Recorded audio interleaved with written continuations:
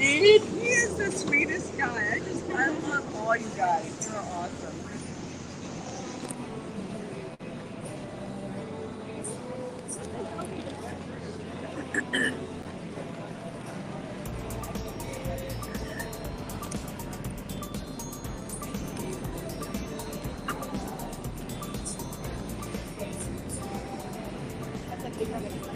Hi. Hi, Cynthia. Good morning. Oh, good morning. Sorry, Linda. Isn't that funny? A lot of people call me Cindy. I was arranging her books and she's Cindy. Yeah, isn't that funny? You know, you have a... There's a Cindy Crawford. I have a Cindy about me. Or a Cindy Crawford. No less. Oh, wow. Thank you. This has been so much fun. It has been great connecting with people, And other people who have the same kind of audience or interest, it's been really cool to connect with them. Like the lady that came down here, she's very into family and everything, just like I am. So it's been a great experience. Yeah. So much fun. And we can do this again in another city. Yeah. Have to. I would love to go to Mexico because my daughter is fluent in Spanish. Well, let's do that. She is my other caregiver for Turkey Bun. So it's hard to like both of us get away. Yeah. But I might be able to work. But he can also give, so bringing him out. Yeah, it's too overwhelming. You know what I mean? Too overwhelming. And so definitely, I will talk to the printer about this. yeah. And we apologize for Don't it. tell him I found it funny.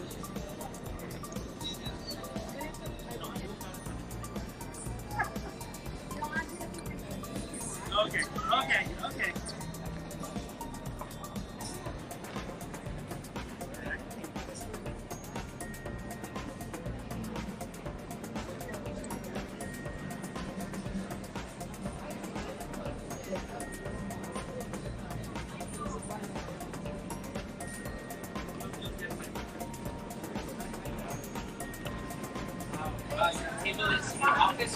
Hi, Caitlin. Hi, Caitlin. So we are on a day 2 of Reader's Magnet at Printers Row Lit Fest.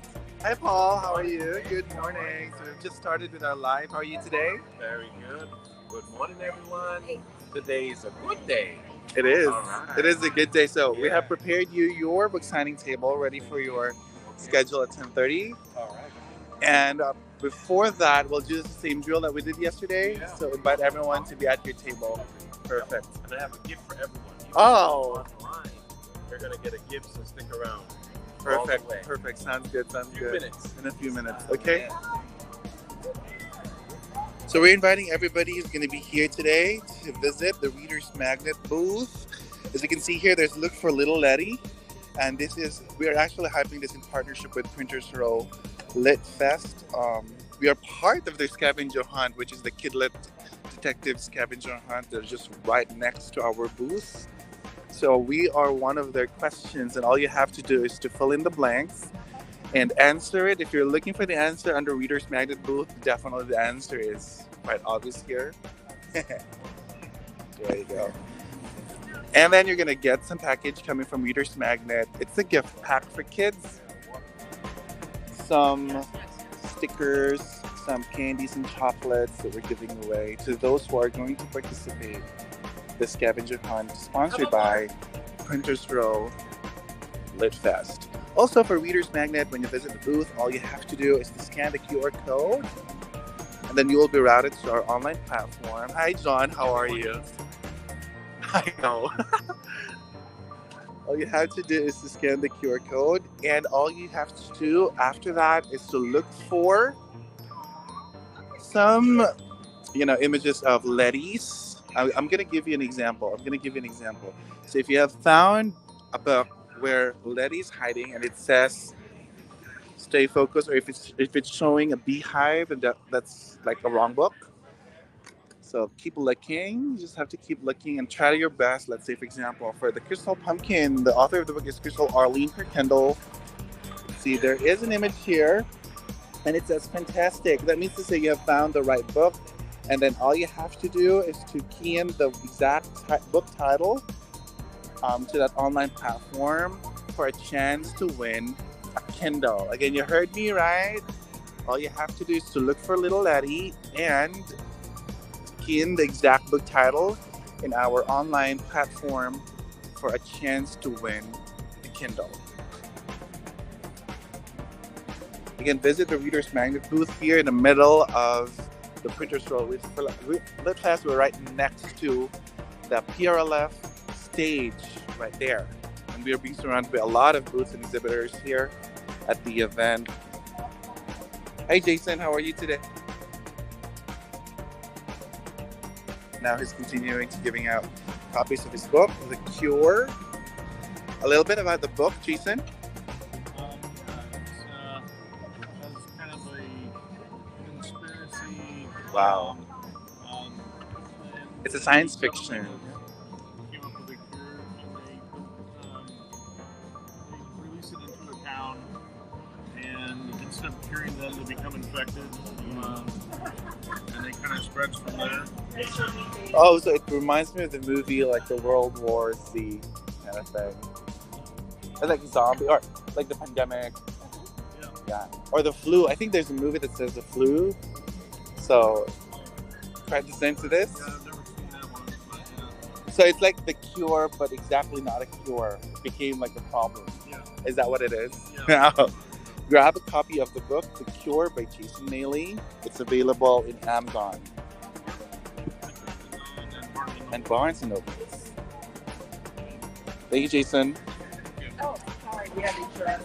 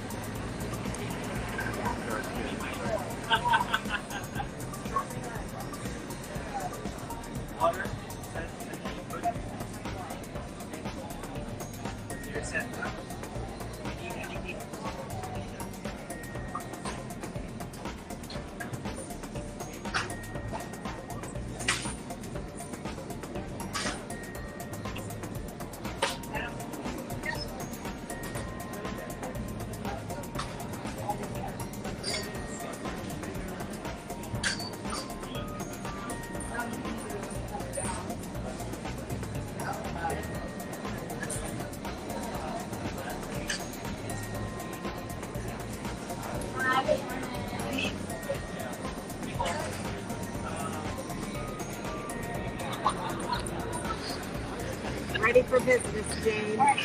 Awesome. They're coming. The day has just started. Yeah.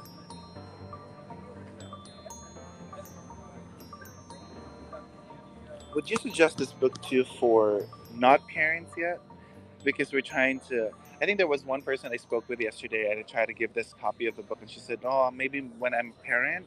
So, is this a book only for parents? Well, honestly, my neighbor read it who doesn't have parents. And she said it was so helpful because it talks a lot about accepting. It talks about accepting all that we have going on in our lives. That's the only way to really heal anything is to first accept what's going on. And it just teaches you a lot about perspective, what really matters. And wow, if kids, the people that I talk about in this book go through what they've been through, you can let it's okay, and you can just learn to live from a place of love. So it does help anyone, I think. Yeah, what struck me the most, you're one of those authors that struck me the most yesterday because you don't look like you've been through a lot, you know. You were the one who mentioned about kids who've had issues, right? Several medical issues, behavioral issues. My son, honestly, having a son with severe behaviors. I mean, I call the police to help calm him down so nobody gets too hurt. Has taught me, it's really exercised my love muscle. Because it's easy to love somebody who's easy to love, but when somebody is hard to love and you figure out a way to love them anyway, it's a really good practice. And when he's in that space of hurting you and you can hold the space of love for him, it's a really good practice. And it helps you, it's easier to hold the space of love for anybody. everybody. And that's really cool. So just bring more love into the world. Linda, it seems like after all those years that you've been through, all these things happening to your family, of course you're not perfect or hasn't mastered it yet, but what do you think was like the hardest part of the journey before getting to where you are at right now? Learning acceptance. Because when I had a son born with Down syndrome, my family, what was really honored in my family and valued was intelligence. And when my son was born with Down syndrome, the hardest thing for me to take was that he would be developmentally delayed, because back then I thought that he wouldn't be smart. What I have found is he is very smart.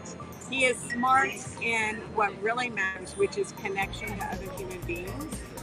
He is really smart in love, in God, whatever God is to you. He doesn't have a wall between him and God, him and Source. Like one time we were sitting waiting for an airplane, and there were, 60 people waiting for the plane. And he just looked at me and he said, "You know what, Mom? God loves everybody here." I said, "Wow, why do you need book smarts when that's how you are?" So, and one time we went to a doctor, an ear, nose, and throat doctor, and the first thing that doctor said to him was, "Ooh, he's obese." He was about 300 pounds at the time. Okay. Actually lost some weight. But by the end of the appointment, I gave him a hug and said, "I love you." And the doctor just looked at him and said, "You're one of the few." Yeah. Why do we need book smarts? Some people do, but not everybody. Everybody has their beautiful place in the world, regardless of their abilities. What is that being grateful that everything happens for a reason. We're given by God with kids, with parents, with friends, with anyone we happen to on a daily basis for a reason. And whatever that you've been through, I think God has given that to you because He knows that you can deal with it. Yep. I say it a little different way. Instead of a God giving it to us, I believe it's what we pull into our own lives, because that's what we're here to learn. So through grace or source, the universe, whatever, that lays it out and gives us the ability to do it, but we pull it into our lives because that's exactly what we need. Exactly. Congratulations. Thanks. Thank you so much. Thank you, Reader's Magnet, man. You guys are awesome. You are awesome. They really care. Angelo calls me and checks in. It's amazing. Everyone is amazing. And what they do, what they produce is very professional. Yeah, I'm so grateful for you guys. Thank you. Thank you. We're looking forward for a busy and great day 2 of Reader's Magnet Fest. So you have your nook here at the booth. So check out Linda Drake, the author of The Power of Imperfect Parents. Her books are available here. Come visit us here at the Reader's Magnet booth at day 2. Today is the last day also of the book fair, so check us out and grab a copy of this powerful book, The Power of Imperfect Parenting. See you around. You're going to hear more from Linda Drake later on. Thank you so much, man. Still.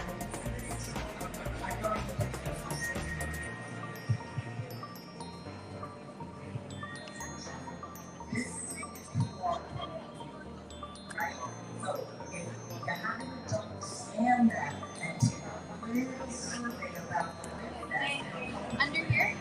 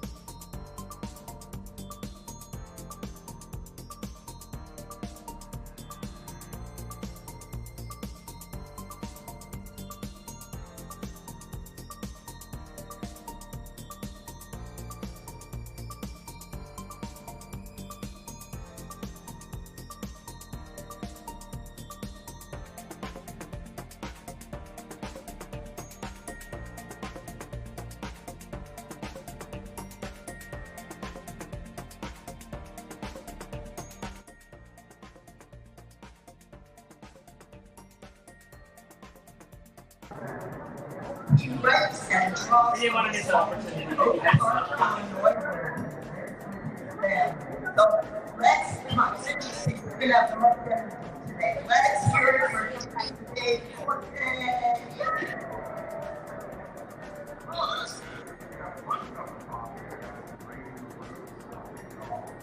Thanks for joining us.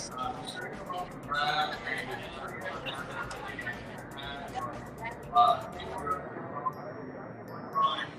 as you said, my name is DJ Fortune. I'm not a DJ. I was a DJ. And I really do this show where it's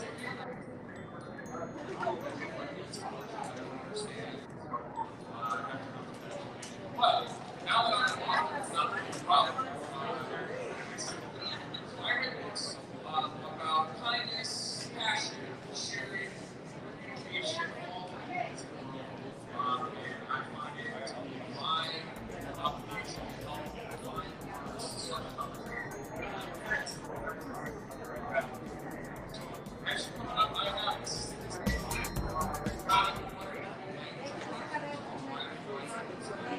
so next, my friends here, that's all. And what I'm going to do is I'm going to approach my books as you said, my grandparents. And first, and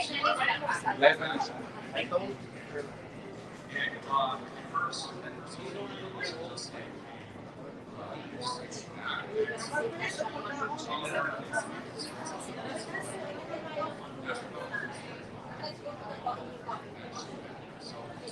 just bunch of books. We're going to use this one drawing to be adults. I saw you around it. Thanks. And as we said, a lot of my books plus expensive. But I'm going to read a book, hopefully a little entertaining, and then we'll do some drawing.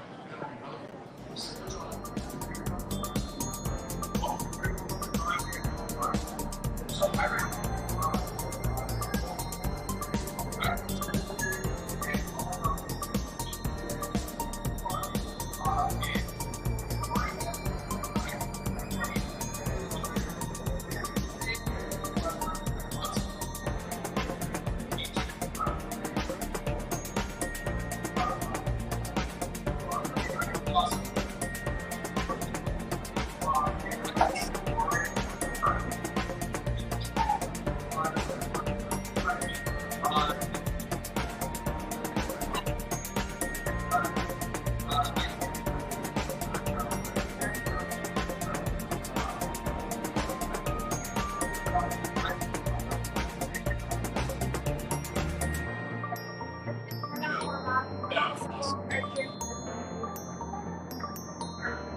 But I don't have the wire.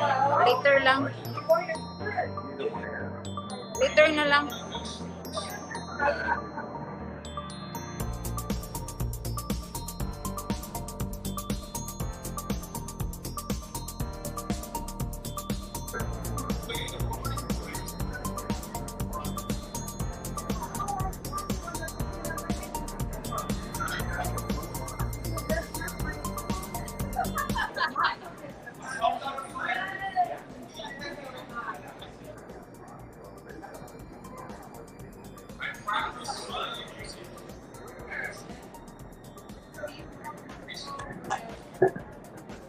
Hello everyone, good morning.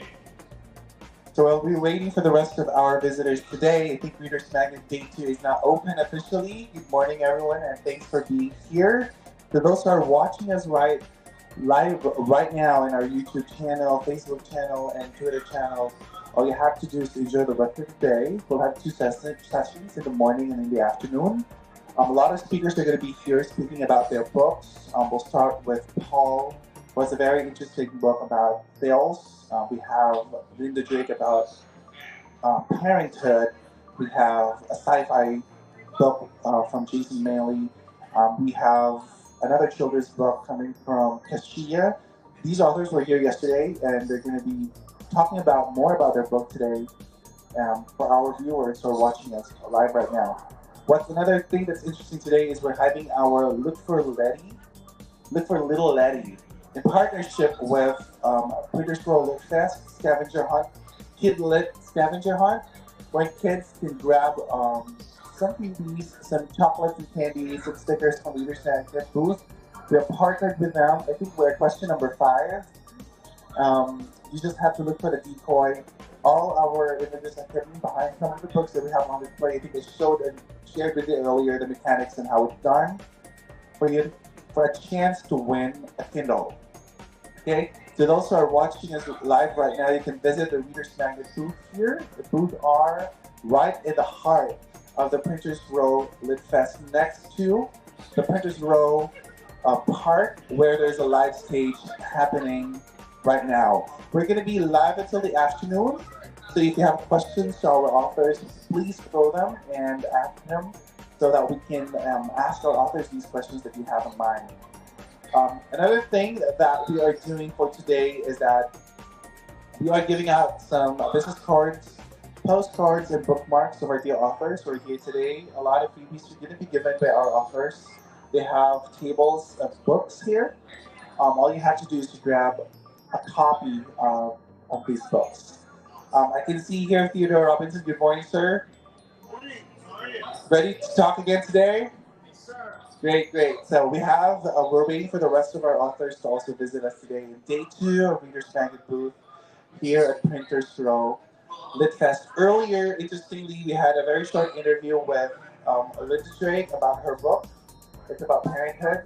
So she's one of those authors that's been through a lot, discovering a lot of medical issues of her children, but she handled it so perfectly with so much gratefulness in her heart, and she has become a successful woman that she is today.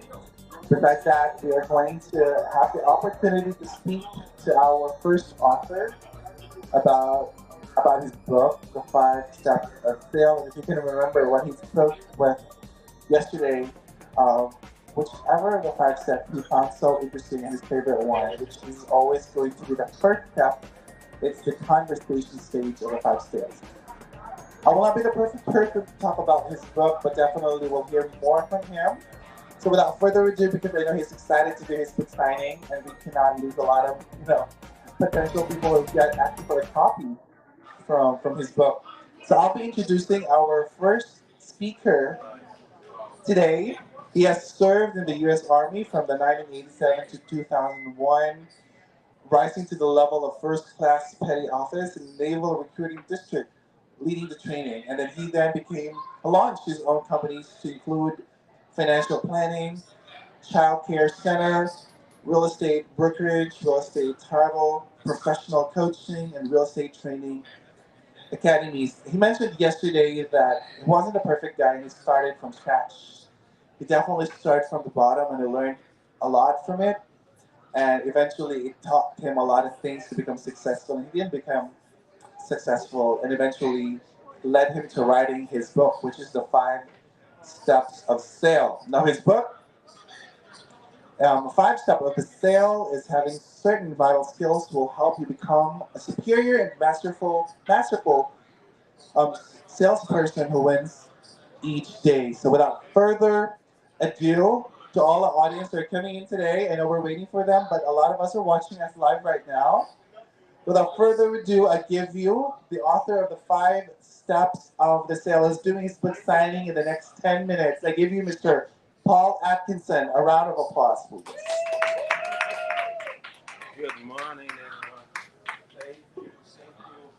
Hello, online folks, and hello, the folks that are here. And we just want to say welcome to the 38th annual Literature Fest right here at Printers Row in Chicago. I love Chicago. I stationed here many years ago.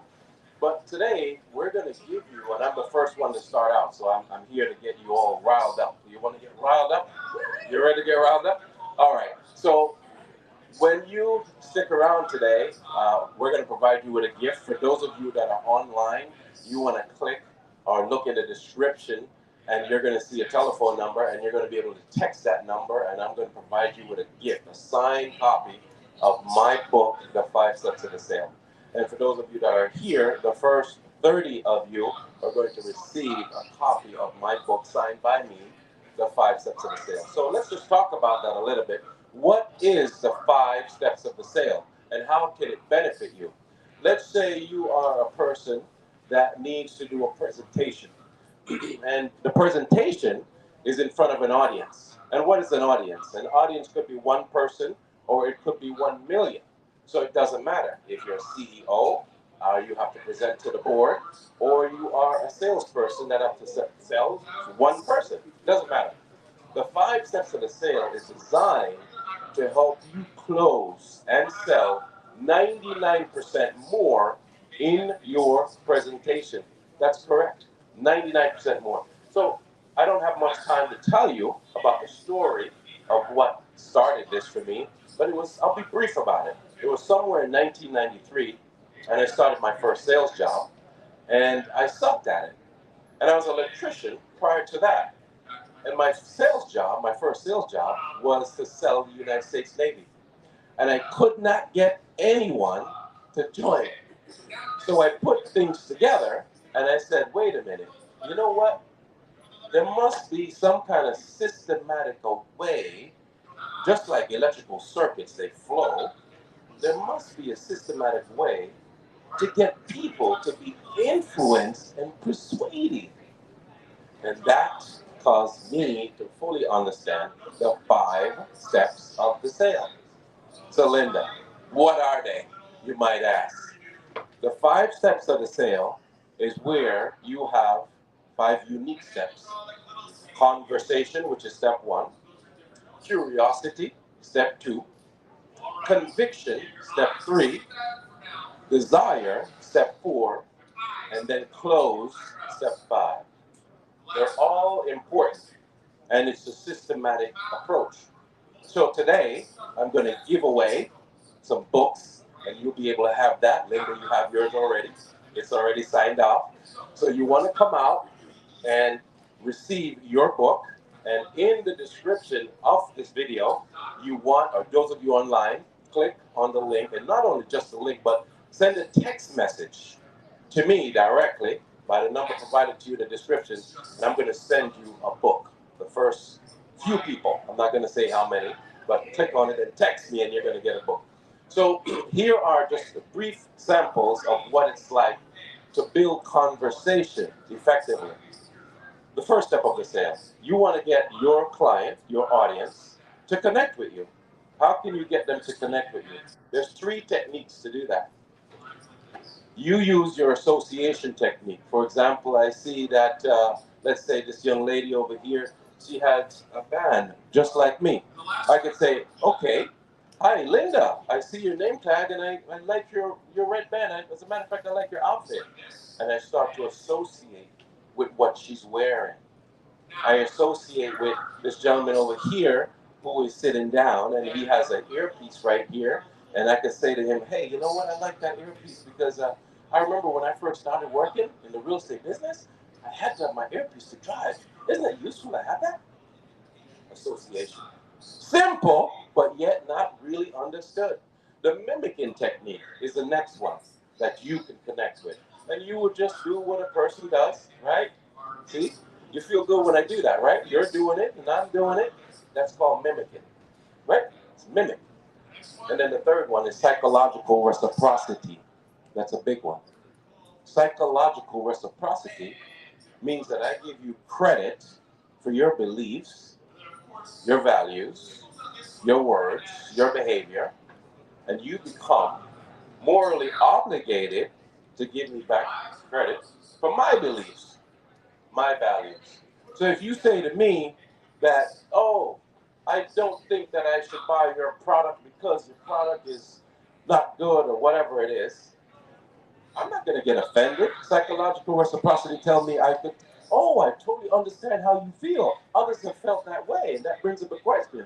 And the question is, why do you feel that? And let's just educate you on it a little bit, and then you start going into it. Great stuff. Curiosity, as you move on through it, it helps you to get that person ready to hear your presentation. And then obviously conviction is where you have your presentation. And finally close. So, everyone online, welcome to today, the 38th annual Lit Fest at Printers Row right here in Chicago. I want you guys to have an amazing time.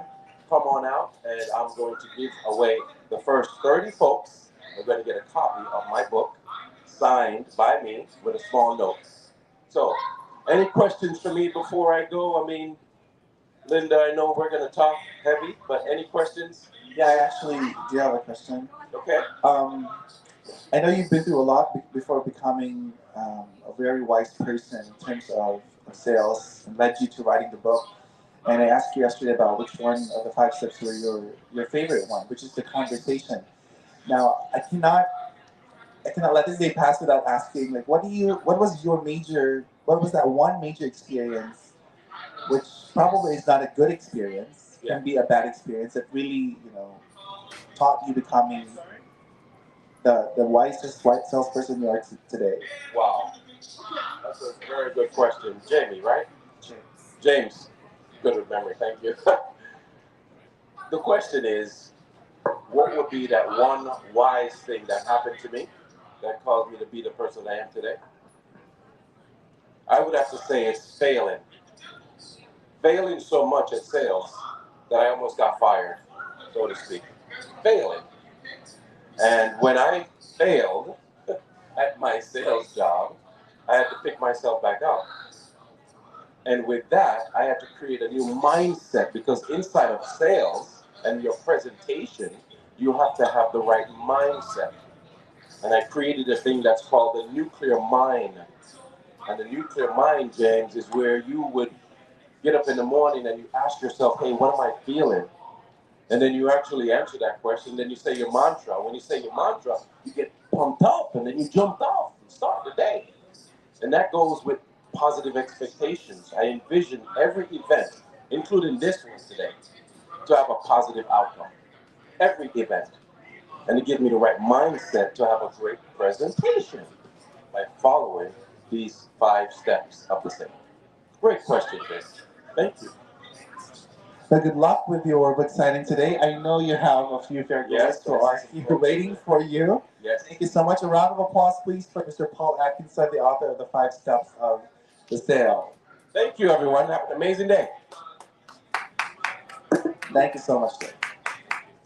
Now, our next speaker, I spoke with earlier, and the one who also already grabbed a copy of the book, The Five Steps of the Sale. So I'm talking about Linda Drake, the author of The Power of Imperfect Parents. Now, for her, parenting children with disabilities and other diagnoses can be challenging. And in this book, Linda candidly shares her experiences raising three children of various disabilities and diagnoses, including Down syndrome, diabetes, ADD, dyslexia, life-threatening allergies, mood disorder, and severe behaviors. And since Linda has worked for over 20 years assisting individuals with disabilities find employment, she also provides tips to help our children be more employable. But to tell us more about her very interesting book, The Power of Imperfect Parents, so our online viewers right now who is watching live at Readers Magnet channels, Facebook, Twitter, and YouTube, here's this wonderful author, Linda Drake. A round of applause, please. Good morning, everyone. Good morning. Good morning. Oh, I almost forgot the mic. Good morning, everyone. I wanted to just say a couple things real quick about my book, The Power of Imperfect Parents. One of the things that I learned that was really surprising to me, in the last chapter, I interview individuals who have disabilities and have had them since birth. And I asked them, what are you glad your parents did and what do you wish they had done differently? That was so eye-opening. I spoke to a woman, I interviewed a woman named Anna, and she has albinism, which is, of course, where the pigment is low. It also makes you legally blind. And a lot of people who have albinism, they try to be as normal, if you will, as they can. So they strain their eyes and try to see as much as they can. Anna took a different approach, and she accepted all of who she was. She said, you know what, I'm an individual who's legally blind, and that's okay. She walked with a cane. when she was in college, she even took some classes at Gallaudet University. And Gallaudet is a college for people who are deaf and hard of hearing. So she had an interpreter that helped her in the classroom. And instead of that interpreter interpreting what people were saying, that interpreter interpreted what people were doing in the room. It was amazing to me because she said in that moment, when the interpreter was interpreting what was going on, she felt the least disabled she had ever felt. It was such an aha moment for me as a parent, because so many times as parents, at least for myself, I tried to put my children with all their labels, like Down syndrome, autism, mood disorder, ADD and dyslexia, pain issues, all kinds of things. I tried to get them so they fit their beautiful little souls into their little round, beautiful souls into a square peg that society said, your child should be in this square peg. But Anna taught me instead to embrace the beautiful round peg that my children were and not worry about the square peg. It allowed me to really accept all of who my children were and embrace that. So that's one of the things that you can learn from reading the book. So thank you for listening. Hopefully you will. Oh yes. Can you? Hi Linda, how are you? Hi James. Maybe you can read a part of the book that you think is your favorite one.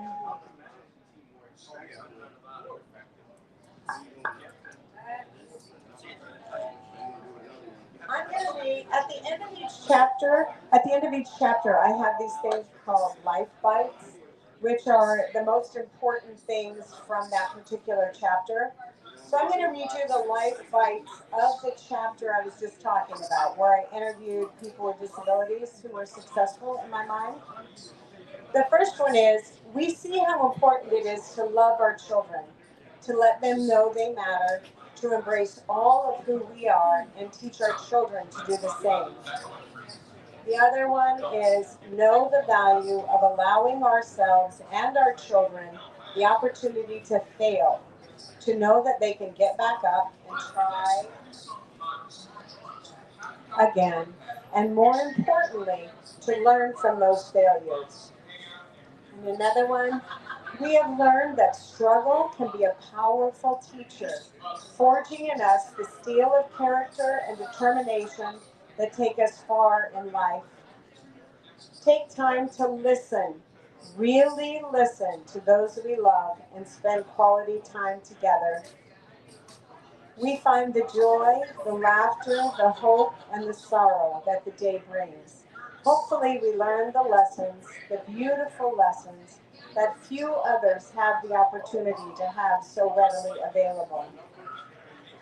We use these lessons, this knowledge, to not only become our best selves, but also to guide our children to do the same. Embrace the power of imperfect parenting, and in doing so, you will find it really is all perfect. Thank you. Any questions? How do you, what do you recommend for a parent who was very much supportive of his children, and yet there's this difficulty between the child and the parent and adulthood? What are your thoughts on that? There's a few thoughts on that, Theodora. A couple of things is acceptance, really accepting what is going on there, really thinking about what caused this, what is my piece and what is their piece. The other thing I talk about a lot is sending blessings. And I have blessing cards that I give to people for families. One of the blessings, I'm going to go grab it.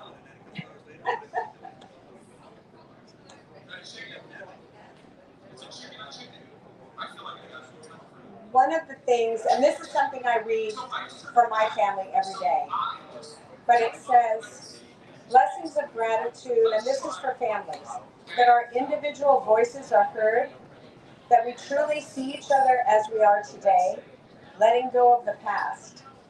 May we keep the lessons we have learned deep in our soul to grow and live in peace, happiness, and love. So when we say that, blessings that our voices are heard, that's the parent's voice being heard and the child's voice is being heard. So really being able to have a conversation about what is that. Blessings that what's happening is in the highest good. Maybe if you can't talk to the person, they won't answer your phone call. You could really reflect on things and write them a letter and let them know that their voice is heard, that you love them just as they are, and that you see that whatever that they're trying to do or whatever, but they're really heard and loved now, and that if that's the way the relationship needs to be, that that's in the highest good. Keep the lines of communication open, and even Possible. if you can't talk to them, doing so spiritual. Yes. So if you didn't hear that, if you can't keep the lines of communication open with two physical bodies, that you do spiritually, that you send them love. Yeah. Powerful, powerful to send them love. Yeah. And I have a son with severe behaviors. My son has Down syndrome and autism. So there's times when we're out in public when he's beating me up. He's throwing things at me and hurting me. And a lot of people walk by and they don't know what to do, which I understand. It's a scary situation. So if you ever walk by and you see something like that and you're not comfortable interacting, just send love. Send love that what's happening is in the highest good. If you are comfortable getting hands-on, look at the person in the eye and say, is there something I can do to help? Leave it at that. Don't assume that they need help. Don't walk in. But just that open thing that says, hey, if you need help, I'm here. Yeah, just ask. And really, before you do anything with somebody with a disability, just ask. I work with a lot of people who are blind. Don't just grab somebody's arm who's blind. Say, hey, would you like some help? And sometimes they will need help and sometimes they won't. But asking, just like you would any other person, asking and honoring that person. Yes. Yes. So we're all just human. And we all deserve love. Okay. Anything else? Thank you so much, Linda Drake. The power of imperfect parents.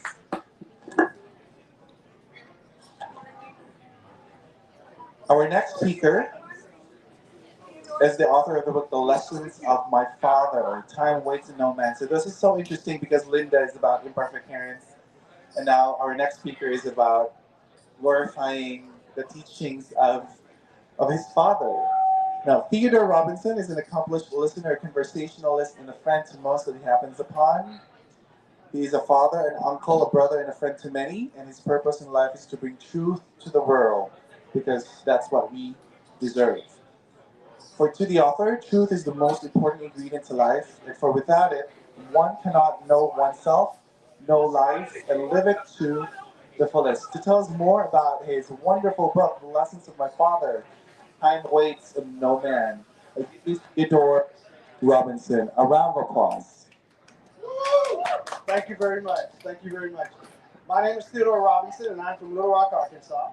And I'm honored to be here at Reader's Magnet, participating in the Lit Fest, Printers Row Lit Fest with Reader's Magnet. And I've had a wonderful time, and it's just been great meeting writers and networking with different people and such. Linda and I just started networking a few minutes ago, and there are other writers that I've networked with. And it's just been a wonderful time. I'm so glad I decided to participate. I want to talk to you a little bit about my book, The Lessons of My Father, Time Waits on No Man. My book is a memoir about the relationship between my father and I. My father was an older father to a young son. My father was born in 1912. I was born in 1961. He had lessons for his son. It was not okay to arrive at adulthood uh, by age and think that you've completed your uh, the process of being an adult. It was important that you wound up reaching adulthood through action. And that's one of the things that in today's time we don't think about. You hear a lot of children tell you, I'm grown, I'm as grown as you. Well, you may be, but are you grown in the sense of action? Are you have you grown to maturity based upon showing that you go through certain processes? My father, one of his biggest pet peeves was time, and that's the reason why the book says time waits on no man. That is also, you find that on his headstone. That life's motto was time waits on no man, and he was adamant about being on time. He was adamant about you had to respect time. That his quote was. Time is the only thing that man has not found a way to control. Doesn't matter, even if, in leap year when they adjust every 4 years for the quarter day that we get off. He says time keeps on beating. If you decide to start all over and say, are we just going to say that it's 12 o'clock now instead of what time it actually is? Well, time didn't participate. You just arbitrarily decided to do that, and then you go forward from there. So he was very adamant about it, and he taught his son to be adamant about it. I play golf a lot, and even when I'm on the golf course, I have a watch on because I want to know what time it is. If I'm out there for more than 4 hours, it's probably time to leave. But but I became my father in that sense, in which I'm adamant about time, being on time, and respecting time most of all. I spoke about a couple of other areas yesterday, and I've since thought about that. I want to talk about a couple of other areas that probably um, impacted my life uh, much more than the time did. Um, One I did talk about before, and I'll talk a little bit more, was a man is not worth his weight in salt if he does not take care of his children. That was a big issue for me, and yet that's what my father taught. He said that if a man doesn't take care of the children he brings into this world, he's not much of a man. And he doesn't care how old he is. He doesn't care what else he does. He doesn't care how society feels about him. He's not much of a man. Because if you need, as an adult, if you think the world is tough on you, what do you think about that child that you're choosing not to take care of? So he was adamant about that, and he drilled that into his son. And as I stated before, you may think that made me decide that I was not interested in premarital sex or whatever, but I wasn't. But one of the things that I knew as I was doing that, and I'm talking 16, 14, 15, in that area, I knew that my life would be irrevocably changed if one of those sexual activities made me a father, because I was going to take care of the Robinson child. And so I did not frivolously enter into those relationships, or at least I did so quite consciously. And that was the way it impacted on me as a young man. I knew. And we didn't have any question. My father had taught me, and I knew. So I knew what I was stepping into. That was part of responsibility as well. And so that was a huge thing for me. And it was also huge. I went through a divorce, and I had to pay child support. There was no question about that. I was going to pay child support and do it, on a regular basis, and I did that. And it wasn't like cheap, but it was what was necessary for me to care for my children, and that was going to happen. And I'll tell you a quick story. We were in court, and I asked my then wife, she's now my ex-wife, the mother of my children, and I asked her, I said, I would really not like to have this taken out of my paycheck. And I said, I'll pay it, but I'd like to pay you directly. and not have it taken out of my paycheck because it'd be a little bit difficult because of the way bills come and all of that. And she said, okay. So we go to court, and we're getting a divorce, and the only thing that needs to be determined was child support. And then we were going to be done. And so the judge asked her, said, Ms. Robinson, how do you want this taken out of his check? And she said, no. And the judge then said, Ms. Robinson, are you sure? And she said, yes, he'll pay it. And that is one of the most amazing circumstances of my life, that a woman I was divorcing could tell a judge that man that I'm no longer going to be married to is trustworthy, which is another area of the book, to where he is going to take care of his children. I learned that lesson. I learned it well. Okay. Wait, are you still friends? Sure. You Are have you questions? still friends with her? Yes, we are friends. Yes, we're friends. We're friends. Yes. Yeah. I know. I wish I could say that. You wish you could say that? I wish I could. Well, I think Linda would talk about forgiveness and acceptance and letting stuff go. There was a lot of that. There was a lot of forgiveness. There was forgiving myself. Okay, that's a big one that people in divorce kind of forget. I had to forgive myself, and I had to do that a couple times. That's another thing.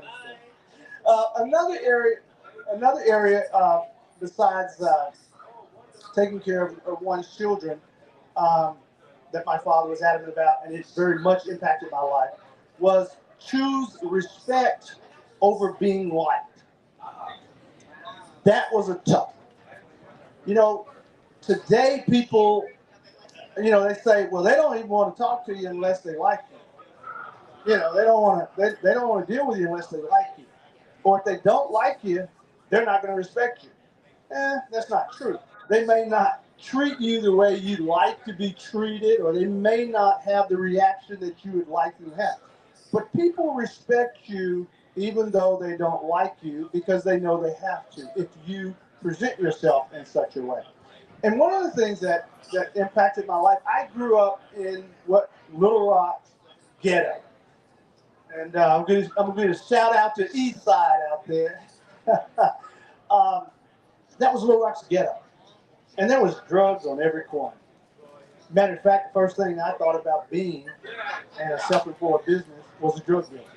Easiest thing in the world. Anybody selling drugs, you come along and wound up. And let me stop and say real quick, the drug business is a business. It is not just some folks out getting high. Drug business is a business. The only problem with the drug business is it has no cops, and that's where the violence comes from.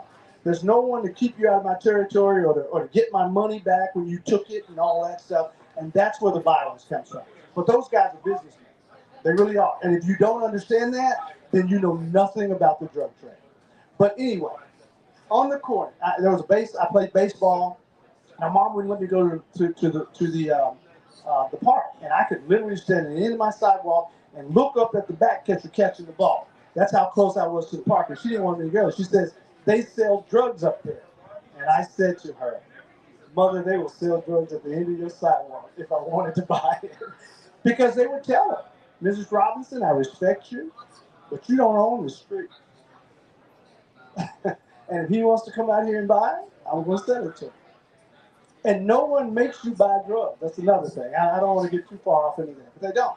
They sell it to you. There's more than enough people that buy it. So if you got somebody that's hooked on drugs, you need to talk to them. They're part of it. But anyway, the reason why I mention that is that, I had friends, and some of those friends got involved in drugs and was getting high very much most of that time. And I chose not to. These individuals have wound up, we'd go play basketball together and everything, and then afterwards they'd wound up saying, hey, we're going over here. And so they wound up telling me, Ted, you don't want to go, because I had established that I was not part of it. And so they respected that. And so, at first it was a little bit tough, are they going to like me or whatever? And but I had been taught, son, being liked isn't the most important thing. And if you have to make a choice, choose to be respected, not liked. And I lived my life that way. One of the things my father did not tell me, and I'll say this about it, he didn't tell me how negative people can be about the fact that you are choosing to be respected as opposed to liked. And that's something that you have to grow tough skin about, because it is tough sometimes. Because everyone wants to be liked. I don't care what they say. I don't care who you are. Everyone wants to be liked. But is being liked more important? And I don't live my life to be liked. I live my life to be respected. And if I get upset with you, and you get upset with me, as far as I'm concerned, there's forgiveness and there's acceptance, and we walk forward. But I am going to choose to be respected, and that was one of the things. So that was a big impact upon my life. Another area that was a huge impact upon my life is a big one. Never quit. It's a lesson that I really had to learn. Never quit. When I was a kid, I'd never quit anything. Never. Well, one thing. When I was 12, I quit a baseball team, but I went and started another one right afterwards. So I didn't quit the game. I quit the team, and for a particular reason. But other than that thing, literally, I had never quit anything because I had been taught, don't quit, don't quit, and I never quit. I used to play football with the big guys. They'd hit me pretty hard, and I'd go sit on the sidelines until I felt better. And I'd come back in, and I kind of got a reputation for being a tough guy and being able to take a lick and such as that, and that was the case. But as I was a little bitty guy, you think I'm a little now? I mean, I was a little bitty guy, and so I never quit. I never quit that, and so I had never learned how to quit, and I mean learned how to quit. And that may sound funny to you, that you would automatically quit. But when you have been taught that you don't quit and you take that to heart, then I had never quit. Well, I went to college. I went to the University of Arkansas in Little Rock. That college is jokingly way back when I went to school as LRU, which was Little Rock University. That's what it was before it went to University of Arkansas Little Rock. And it wound up, my girlfriend at the time made up she didn't make it up. She just reminded me of what people say about LRU. It was Last Resort University. You couldn't you couldn't go anywhere else, so you went to UALR. And so and the other day we were talking, and she said something, and I wrote we're still friends, and I wrote Last Resort University, and I made a comment to that, and I said, Vaughn, I'm talking about you, and she said, I know. And so anyway, I went to Last Resort University. It is the University of Arkansas now, and people are proud to be from the University of Arkansas now. The University of Arkansas Little Rock now. It is an outstanding university, and it's turned into. Now, the reason why ULR or LRU was utilized is because it was a sort of a urban university for people who had to work. And when I was there, I was a sophomore, and then after 2 years, I got offered an internship. That's what we call it today. Back then, it was called the Access Student Program. But I got offered an internship through the psychology department. I was majored in psych, and I wound up going to work for the Social Security Administration. And so I started with the Social Security Administration when I was 20 years old, and I was just a sophomore in college. I was working at the local restaurant called Black Angus. I was making about $3.35 an hour, working 45 hours a week, taking 16 hours at LRU, UALR, and they came along and said, are you interested in this job? And I said, how much does it pay? They said, $15,000. I said, yeah, I'm interested. And so I went to work for the Social Security Administration. And so anyway, that's important because once I gone and I worked my semester, I was supposed to work a semester on and a semester off, so I took off my first semester. Well, there was this young lady that was working the opposite. And so she wound up telling them that if they didn't give her a job in Little Rock, that she wasn't going to continue. And you had to continue to get off of the job. And so they fired her and said, Ted, we don't have someone for next semester. You need to come along and work next semester. And I said, okay. So I decided, to go. So I was out of school, that semester that I had taken off, and then I was about to be out of school for the next semester. And so, anyway, I wound up going over to ULR. I said, first of all, I decided to go back to summer school to get some hours in. And then I went over to ULR, and I said, I need to switch to night school. And that was the beauty of UALR. You could get just as many classes at night. So I went to night school. And it became very important because when I thought I was going back to school the next semester, they said, no, you got to work your semester now. And I thought, okay, I got this game figured out. I never went, I worked full time for the Social Security Administration from the very beginning. And I wound up graduating by going to school at night. So I laughed when Vaughn tells me that I went to Last Resort University. I did, and it served me well. I retired from the Social Security Administration at the age of 46 with 27 years of service. I was still a young man at 46 years old. But anyway, but when I went to UALR, I pledged a fraternity. I thought I wanted to pledge a fraternity. I won't tell you what the fraternity is because I have friends in the fraternity. I keep friends. I mean, we have an issue. Let's talk about it and get it resolved and move on. I mean, that's my particular approach. And if you don't do that, it's going to be on you. It's not going to be on me. But the issue is that I pledged this fraternity, and there was some hazing, and I didn't know that the first night that I went in. But anyway, I wound up part of that hazing, and what I really should have done is I should have quit that night. There was a young man in there that he and I were closer to. He was majoring as an engineer. I was in psychology, and when the guys came in and they things kind of he smelled a rat, and he decided to leave before everything started. I should have left with him. But I didn't, because I didn't know how to quit. I was standing there, and I was in line with all these other guys, and then all of a sudden, these guys start slapping on folks and pushing folks around, and I thought, I'm in the wrong place. And then it even happened, there was a guy that was out there that was talking stuff to me before I went in, and I got to talking stuff with him as well, but he decided to take it out on me. I didn't realize he was a big brother, but it wouldn't have mattered, because I chose respect, not being liked. And so, he got angry with me, and he decided to jump on me. He told me to whoop his behind, and I said, no, big brother. He said, whoop my behind. I said, no, big brother. So he got into a stance. Now, I'm not really, they had shoved us around. I didn't know these guys were really going to be hitting on me, because I'd never let anyone hit me, right? And this guy got ready, and he says, I said, whoop my, and before he could say, his behind, I had him up in the air on his back, and I was whipping his behind. Someone pulled me off of him. But in that, I learned that, okay, I'm in the wrong place because these guys are going to hit me, and I can't hit them back. And so I wound up being faced with the thought, I don't need to be here. Yet, I've never quit anything in my life. And so I stayed around for a while. And finally, after about 2.5 weeks, I decided to quit the fraternity. But it had nothing to do with the hazing.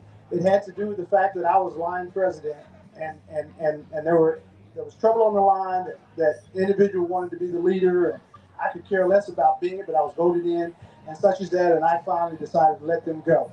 But that was the most difficult thing I'd ever done in my life. Now that may sound pretty, simple and crass to you. But I literally had never quit anything, and that was one of the most difficult things it is. And so that was a lesson I had to learn, and it was a huge one.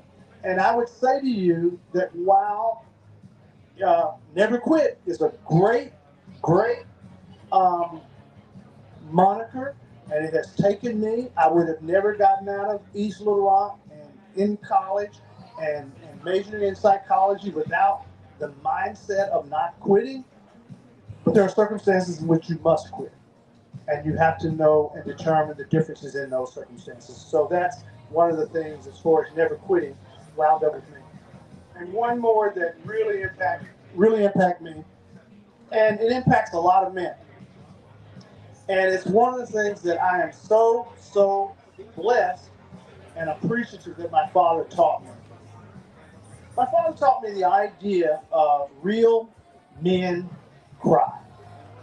Real men cry. And I know that individuals say, men don't cry. I had a young lady work for me um, when I worked for the Social Security Administration, and I wound up didn't stay in Little Rock as a representative. I became a supervisor, a manager, a district manager, and a hearing office director, and that's when I retired. And so along the way, when I was as a district manager, I was there and I held a meeting, and it touched my heart so much that I cried. And one of my employees there said, "I hate to see men cry." Okay, so well, my father had taught me, and his quote was, "If man were not intended to cry, God would have dried his tears up at a certain age." And with that one statement, my father, a he-man himself, taught me that crying was not weak, that crying was not an issue, and that if God didn't want you to cry, he would have dried up your tears. Now, that young lady said, "I hate to see men cry," and it was very critical. Well, she didn't know that. I didn't care what she thought. God had said it was okay. And so therefore they gave me the license to wind up saying so.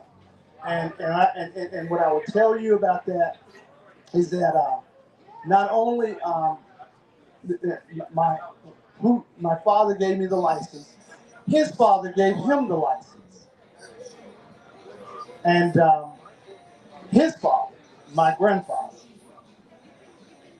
Melvin Rice, wound up being fond of a carpenter, in which it is written, Jesus wept. And if Jesus can weep, a man who walked to his death knowingly being crucified, and doing so knowingly, if he can cry, no one can tell me that a man is weak for crying. I don't care who they are and what they do. If you need to cry, cry. If you make it through this world and you don't cry, the question isn't whether or not you're a man. The question is whether or not you've lost a tad bit of your manhood. Because Jesus was full man, and part of his manhood was to cry. It's just one other arrow in a hunter's quiver when he needs it. So those are three things that impacted my life very hugely, in which I wound up standing upon, and my father taught me, and no one else could tell me anything about that. And you couldn't embarrass me. One of the things is, you may have figured out, I don't really embarrass anyway, but you can't, because I know what I believe, and I know what I'm standing upon. And so therefore, those areas you cannot. And so I don't lack self-confidence in that. Okay, those are the three things I wanted to talk about today. Does anyone have any questions? I talked and answered all your questions. All right. Thank you very much. And again, thanks ReadersMagnet for this outstanding program that they're presenting. Thank you so much. Congratulations for your book, Theodore Robinson. Our next speaker is a grateful believer in Jesus Christ who has experienced victory over alcoholism. And like Theodore, definitely she's going to tell us a lot of stories today that led her to writing this amazing book. She is originally from Sheboygan, Wisconsin, and she's a single mom of 3 adult sons and an adorable granddaughter. She is also a pastor and a missionary to the country of Haiti. Her primary focus is to bring recovery ministry to Haiti. Ladies and gentlemen, I give you the author of the book, Recover Your Mission, Ms. Eb Runge. A round of applause. All right. Well, thank you so much. Yes, my name is Deb Runge, and how I would introduce myself, normally in a ministry that I'm a part of, which is called Celebrate Recovery, is my name is Deb. I'm a very grateful believer in Jesus Christ who has experienced victory over alcoholism. However, I still struggle with all sorts of things like codependency. I'm an adult child of an alcoholic, anger, grief, loss, PTSD, kind of the list goes on. And so the name of my book is Recover Your Mission. And the subtitle is How a Drunk from Wisconsin Became a Missionary in Haiti. Okay? And so you might think, well, what does that all mean? Well, the deal is that God has radically changed my life. I now have 27 years of sobriety from alcoholism. But that was just kind of the beginning. It was a big deal to recover from my alcoholism. But what I really found out, and what I talk about a lot in my book, is what God has done in all the other areas of my life. And I would even dare to say He's still working on in a lot of ways.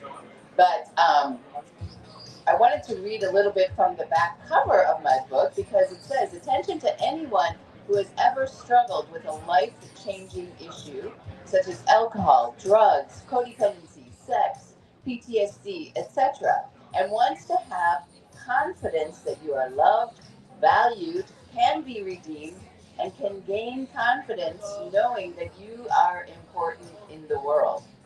And so that's my reason for this book because I believe there are a lot of people out there, and I think you would agree with me that struggle, and maybe they don't even, maybe they don't want to admit it, or maybe they feel like they're the only one out there that struggles with whatever it is that they're struggling with. That was me. 27 years ago, I thought I am the only person out there that drinks as much as I do and acts the way that I do until I got put into an outpatient treatment, which showed me that I wasn't alone. But there are, I'm sure, so many people out there who feel that way. And so that's the goal of my book is to help people know that, you can recover, you can have a better life, you can live the life that God has called you to. It's just that maybe you don't know that, or there are some things that you might need to do. Now, like to be a recovering person is not always easy because it means that we have to look at ourselves very deeply and discover what it is within ourselves that keeps us from being who we're supposed to be, who God created us to be. And so that is the purpose of the book. And I am also a missionary, I'm also a pastor in the country of Haiti. And my primary focus is to bring this ministry of Celebrate Recovery to Haiti. And so my book is about that process, how God took me from being that drunk 27 years ago and totally has transformed me into the person I am today. Now, did that all go easily? Did that all go smoothly? No, I've actually been a missionary in Haiti for the last 8 years. And it was even that process of becoming a missionary that showed me a lot of my character defects. You know what I'm talking about? When you step outside your comfort zone into a place where you don't know, you're in another culture, you're outside of all the things that are normal to you, if you will. And now it's how I explain that is God takes a spotlight and shines the spotlight on your character defects. And you go, whoa, what's going on here? Why am I doing this? Why am I acting this way? And so that was another part of the process. Another part of the process that really brought me to dig deep into my life was COVID. When COVID hit back in 2020, I was in Haiti, but I chose to leave. And I got out of Haiti into Fort Lauderdale, and I had no place to go. And I had no money. And I was like, what am I going to do? And it was COVID, and I was calling on my friends, and my friends were saying, I'm sorry, I don't want you to stay with me. I'm afraid of COVID, right? So I had a meltdown. And you could say, well, a meltdown is a defeat, right? But the deal is, I had the meltdown, and then I said, God, you need to help me figure out why I had this meltdown. You need to help me get deeper into my issues, which then led me to look more deeply, much more deeply into my childhood and why I was how I was and the things I didn't get in my childhood. And part of the reason why I didn't want to look at that was because I was very loyal to my parents. Even though they were dysfunctional, I was very loyal to them. So I didn't really want to call them out on what, the things that affected my life. But that's all in my book as well. And so it's the process. But my book is also written in a little bit of a different way. The book is written in a way that at the end of every chapter, there is a question for the reader to ponder about what I wrote about and to look at your own life. There's also then a scripture and a quote, and then there's also a worship song that applies to the chapter so you can dig deeper, because I know for myself, worship has always been a catalyst of healing in my life. And so there's that. And I'm also in the process, hopefully very soon going to publish a workbook that comes alongside this book. And I'm also working on what's called challenges. And challenges, I'm looking at like women that are close to my age. So it's for Christian women over 50 who want to go from defeated to restored. And it's a transformation process. When you become part of this challenge, it's an online thing. And you're part of the challenge, and ultimately, after you do this challenge, you may realize that you might need more. You might need more help. You might need more life coaching. You might need more people in your life to help you transform and change. And so that's a program that I'm also working on.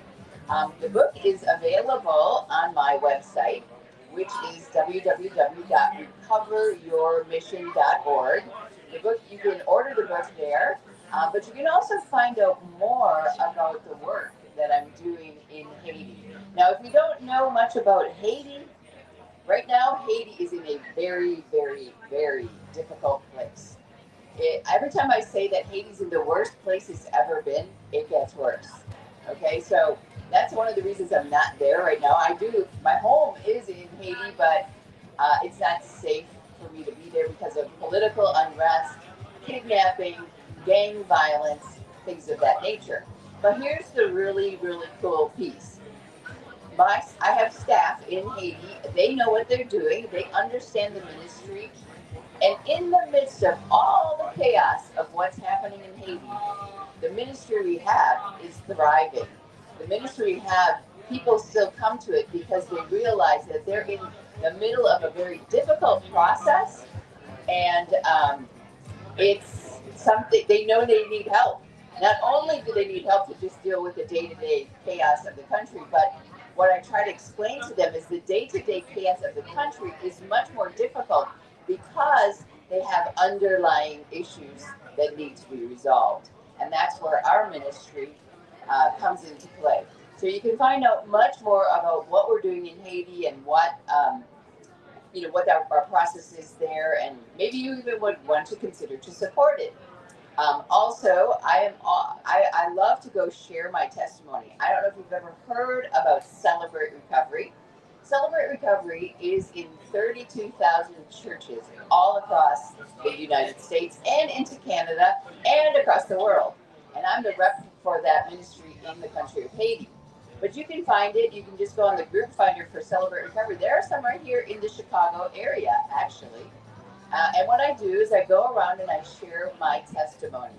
I share how God has radically changed my life in the hopes that He can change yours too. And that's really the purpose of my book. If God can do it for me, He can do it for you too. Amen? Amen. And so I just want to encourage you. And maybe the other thing about my book is if you know someone who is struggling in their life, I would encourage you to get a copy of my book to share with them, because I think every single person that has read my book, I mean, a lot of my friends have read my book, and they say, it's great, Deb. And I know they mean it. I mean, my book is good. It's been out there. I have the opportunity, because I share my testimony a lot of people buy my book because they find and they've found after reading it that it really has impacted their life in a way that, I'm very real.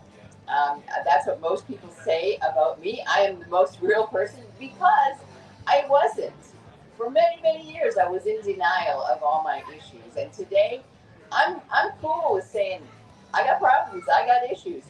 I'm trying to work on them. And that's the thing that I really want to get across to people, that it's okay to not be okay. It's okay to admit that you have problems. It's okay to find out that there's another way.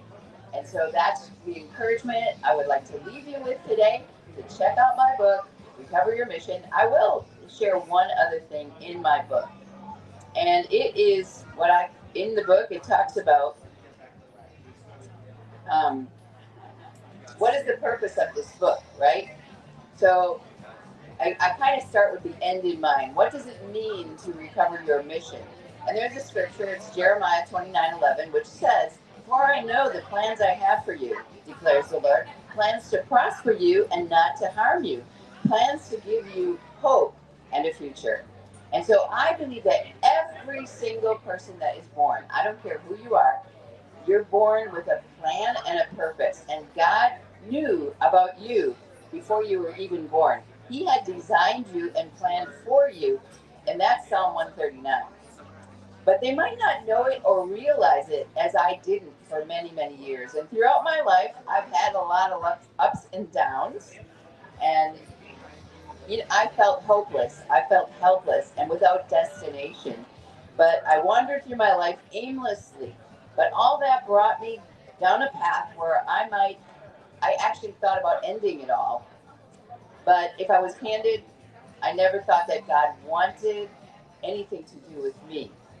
But that wasn't the plan God had for me. Those were the lies that I believed. And so Satan comes to steal, kill, and destroy, and he did a pretty good job of that in my past. And this book is about my journey, and I know there are a lot of other people out there who are struggling with many of the same things that I have.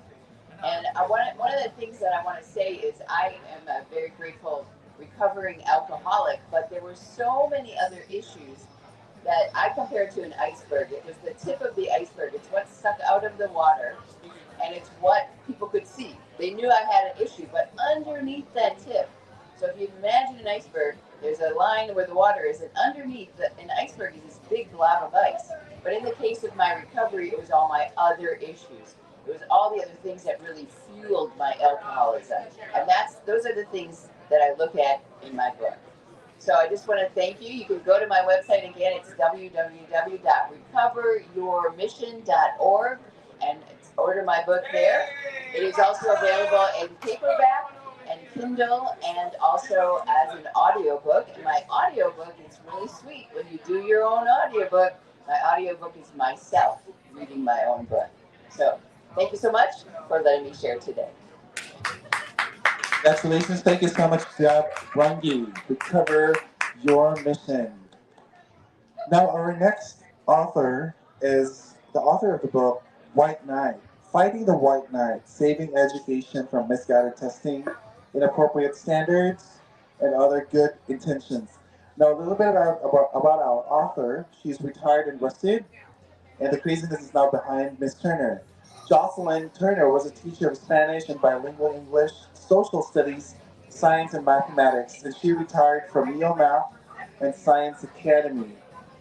Miss Turner managed to intersect No Child Left Behind, Response to Intervention, Race to the Top, Rising Star, The Common Core, and PARCC. She publishes eduhonesty.com, eduhonesty.com, and biographyar.com. If she had been teaching in the 1300s, Miss Turner suspects she would have been standing on the docks in Messina just in time to herald the arrival of the Black Death. Ladies and gentlemen, I give you the author of Fighting the White Knight, Miss Jocelyn Turner. A round of applause. Thank you. Very much enjoyed the last couple of speakers, and I particularly focused on that one two-word sentence. Jesus wept. It doesn't get enough attention. Now, Fighting the White Knight was the result of, when we talk about the Black Death, it was the result of the fact that I entered education when education was still what I think of as education. As a teacher, teacher. You got to plan your lessons. You got to decide your materials. You got to look at your kids. You got to choose the right book for the right kid. And you had a fair amount of freedom. And then year by year, new government mandates kept coming down the pipe. And now all of a sudden I have to teach the exact same thing as everybody else at the exact same time. At first they said, oh, well, we're telling you what to teach, but you still get to decide how to teach it. Well, the problem with that is what to teach is actually the big thing. If I'm teaching a kid who's at a 3rd grade level in mathematics, 7th grade mathematics, he's utterly and completely lost. If you tell me I have to hand everybody in the class the same book, only half of them can't read that book, I just lost half my class, and more importantly, I probably turned a lot of kids off reading. When reading's no fun, and it takes 20 minutes to get through a page, kids will quit. And if it's no fun for long enough, you just lose them, and they lose interest in something which can make their whole life better forever. So my timing was awful, and when I retired, I ended up writing a book because I think many people don't get it. The problem is, so much of this stuff sounds good from the outside. We will raise the bar so the children who are underperforming perform up to our standard. You can do that only if you teach the kids the stuff they don't know. At that point, you must remediate. You can't suddenly raise the bar and just say, okay, teacher, make it work. Teacher can't make it work a lot of the time.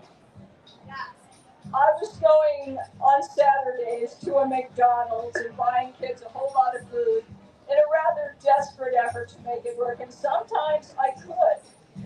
But it required these kids to get up on Saturday, and it required them to care, and many of them didn't. I mean, some did, and it was kind of fun, and you got food, and it sort of worked. But the bottom line was, I had a lot of lost kids, and nobody was giving them the extra time and instruction during the week that they needed, and nobody had any plans to do it in the summer. More than once, we canceled summer school in my district for lack of funds. And when we didn't, due to lack of air conditioning, it was only in the morning. And then it was often not targeted to students. It was targeted to standards. It was targeted to somebody's idea of what people need. Since I have a few minutes, I'll give you an example of this because I had a real epiphany when I was student teaching. I had 7th graders before I retired, and one thing that struck me was the number of 7th graders who could not read an analog clock.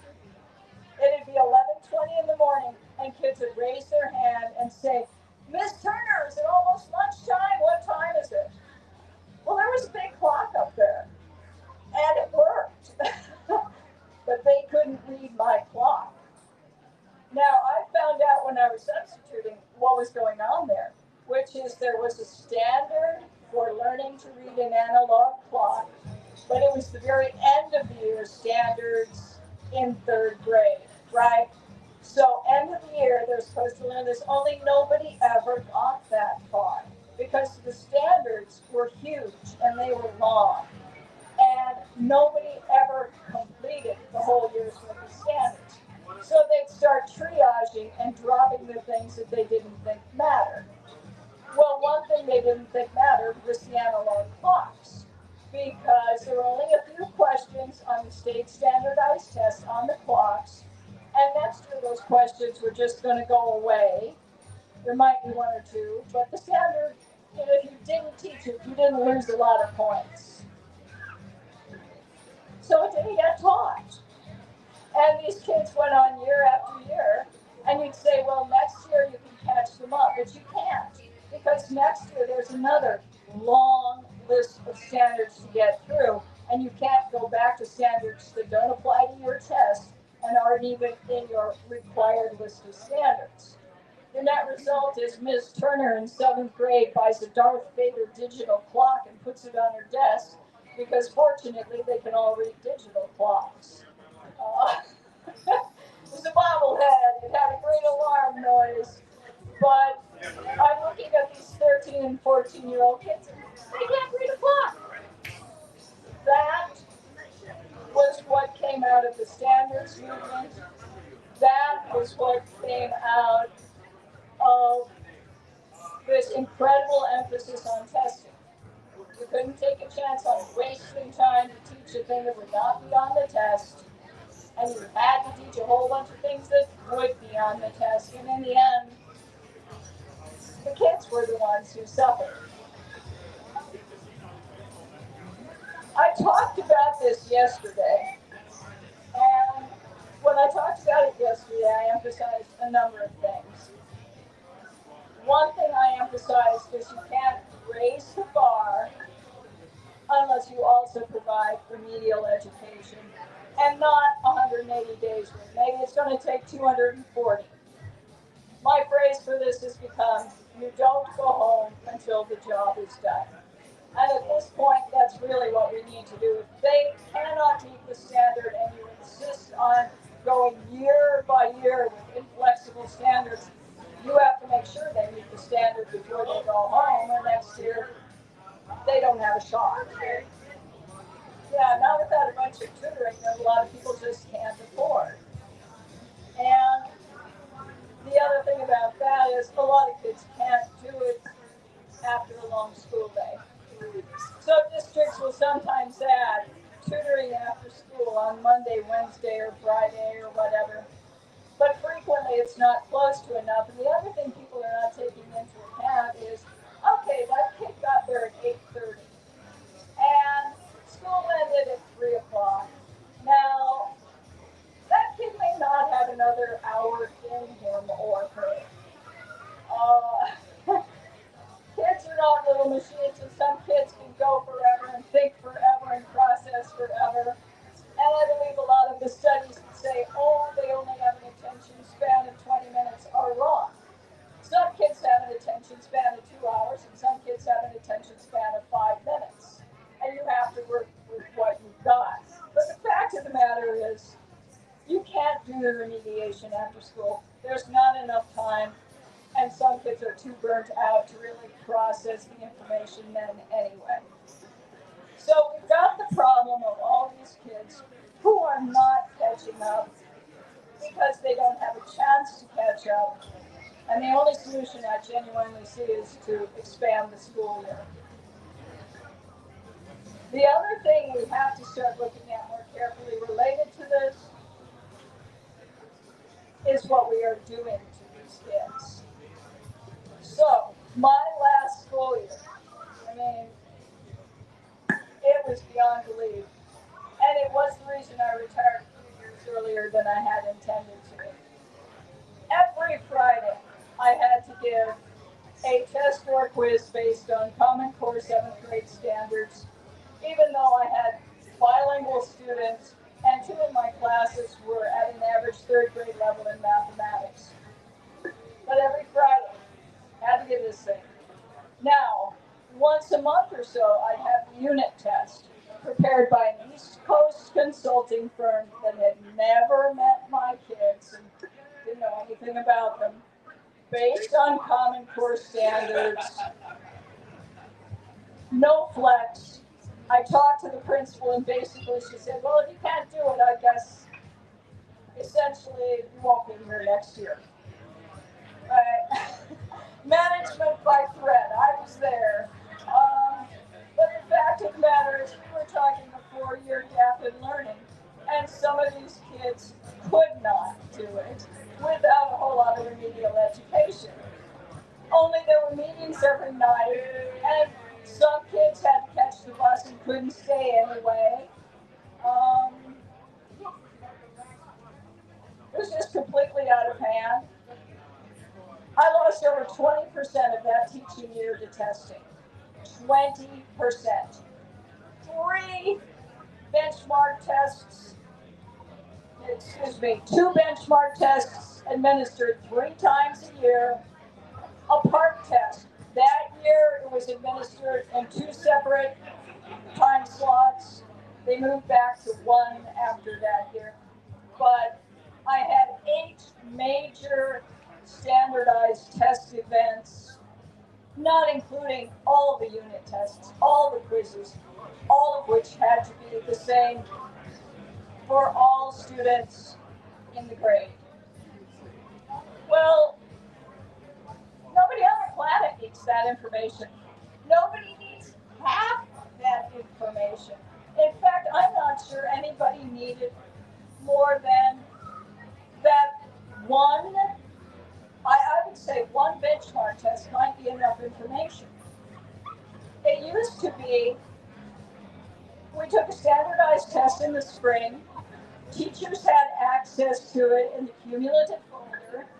You could go look if you needed to look. Not that you necessarily needed to look, because teachers get pretty quick at figuring out who knows the math, who knows the reading. You don't actually need a ton of data. All you have to do is sit down next to Maisie and read with her for 15 minutes. And you know what you need to know generally. But we're gathering copious quantities of data, and nobody's thinking about my kids. What does it mean to Enrique when he fails, fails, fails, fails? Well, what it means to Enrique by the end of the year is Enrique is pretty convinced he's not very smart, among other things. And I spent so much time trying to convince kids, no, you're not dumb. No, you're not dumb. It's just, and at this point I feel that they're losing a tremendous amount of faith in the system, because I was honestly saying to them, look, it's not an appropriate test. You're not dumb. This test is not the test you should be seeing based on the knowledge you have. Way back when I was student teaching, my cooperating teacher said something to me that stuck with me forever. No one should see new material on a test. Now, that's not true for the state standardized test, right? You can't get around the fact that that's going to be filled with things kids don't know, because you're trying to test a general grades knowledge level. But as far as classroom tests and quizzes, I think that should just be automatically understood. You should have a shot at getting a good grade by studying. You should be able to pick up your book and go through your notes, or talk to your friends and get their notes if you didn't take any notes. You should be able to get a decent grade on any test or quiz, because you should have been exposed to what's on it. And yet, we were just ignoring that.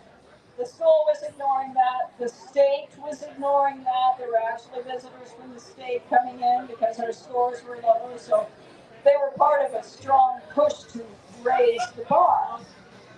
And in the meantime, I've got these kids, and they're getting savvy. And they're getting more detached. And they're getting, after a while, resigned. It's like, okay, there's going to be more stuff happening here I don't understand. And some of them are talking to each other.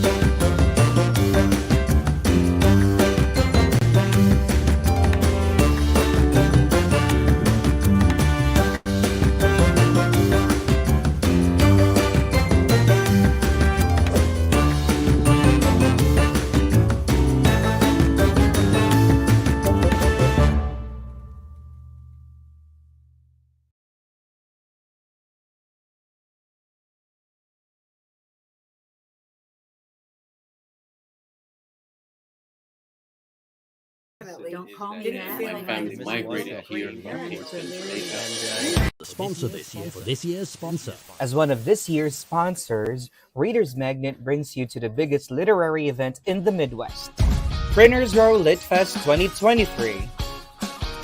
The home of renowned printing houses in the 19th century. Here's what you need to know.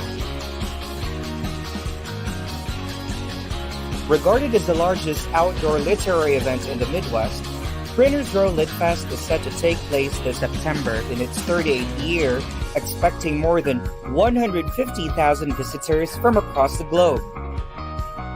With Reader's Magnet, expand your horizon, discover new audiences, and allow your story to resonate throughout the Midwest. We share your story with the world. See you this coming September 9 and 10, Saturday and Sunday, from 10 a.m. until 5 Central.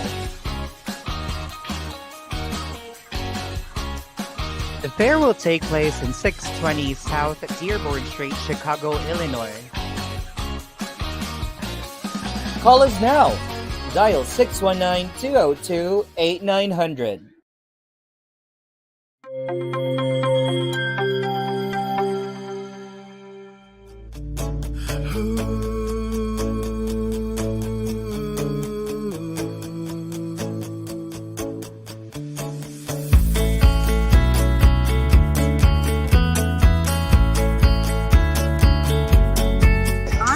Personally have had great success with your company. My books have had great success with your company.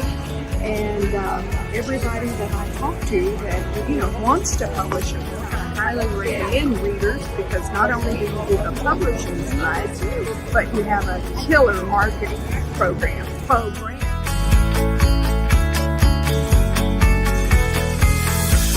It's been exciting. Met a lot of people of different walks of life. Everyone has been very, very friendly. This team here is efficient, they're professional, they look great. In fact, they look better than any other publishing company out here. Absolutely. They want to go home, they want to play, they want to hang out with their friends, they want to play their video games, and all the unfortunate distractions of the time. So I wrote the book. I'm almost done with another one because people have asked me, well, how did we get here? And the next book explains how no child left behind in bits and pieces and steps took us to this place. If it's all about the test and the school gets punished for not doing well on the test, all the focus goes to the test. And when all the focus goes to the test, many things start to unravel. So, thank you very much. Amazon, Barnes & Noble, it helps to go online because sometimes you can find cheap thrift book things. I don't mind. Appreciate it. Thank you. Thank you so much, Jocelyn Turner. Now, while we were waiting for the rest of our authors, I believe we can have our visiting authors in Today Network give out your business cards, meet a lot of authors and people. So you can hand out your business cards, postcards, and bookmarks. We're still going to have the full day of our authors who are going to be here talking about their books and their intentions and the purposes of writing their book. In the meantime, we are going to be playing some of our documented moments of our book signing authors who are here today. And we're going to resume with our book talk sessions later on. But in the meantime, we're going to be watching live feed coming from our book signing authors. Again, Reader's Magnet is live on different social media channels, Facebook, Twitter, and YouTube. You definitely can log on to our channels and share it to your own profile. Thank you so much to the early birds of today who are here and gave us very inspiring words coming from Deb Runge, coming from Jocelyn Turner. Then we have Paul Atkinson, we have Theodore Robinson, and at the same time we have Linda Drake. Later on, as we resume with our book talk sessions, we'll hear more coming from our visiting authors today. But in the meantime, just watch with our book signing authors. Enjoy day 2 of Reader's Magnet here at Readers Roll Lit Fest.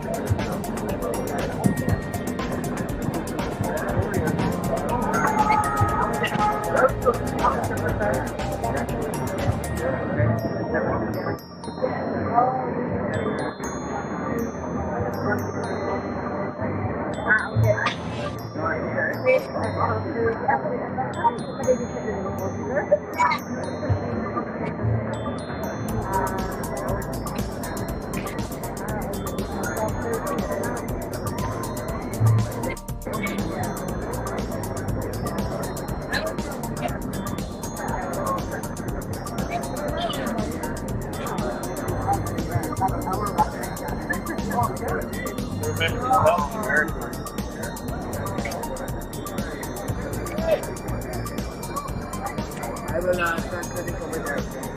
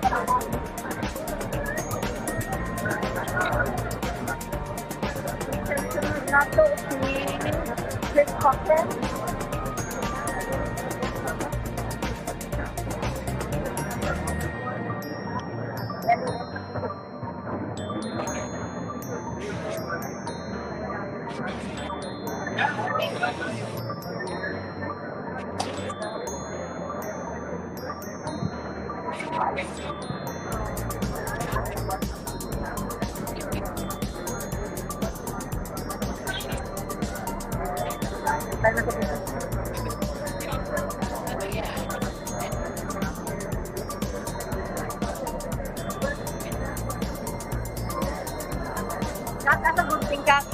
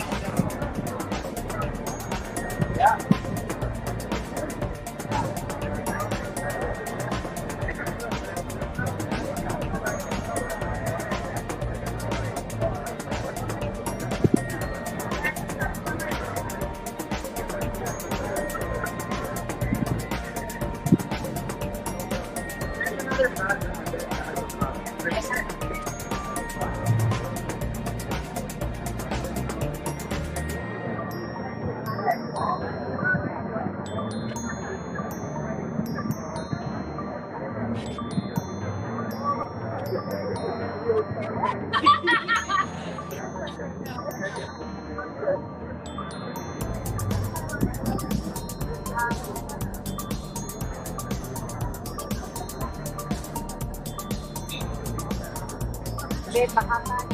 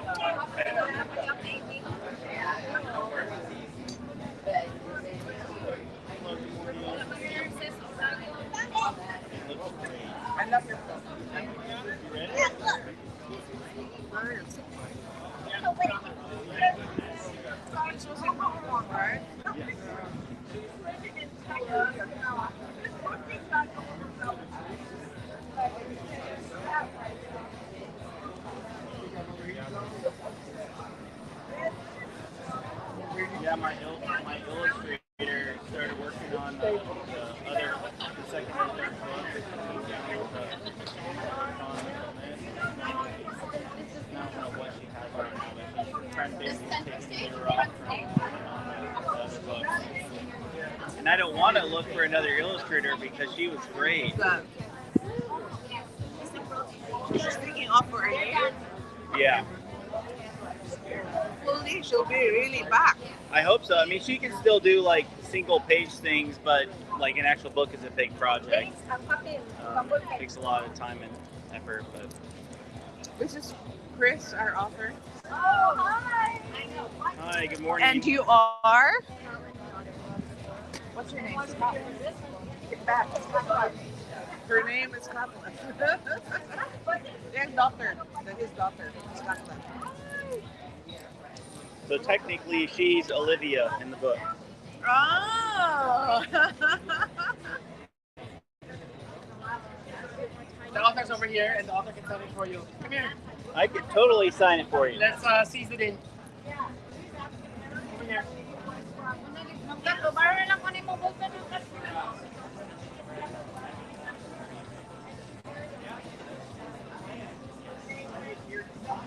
Yes.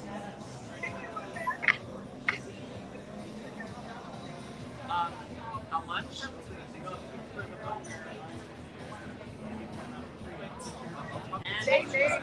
Yeah.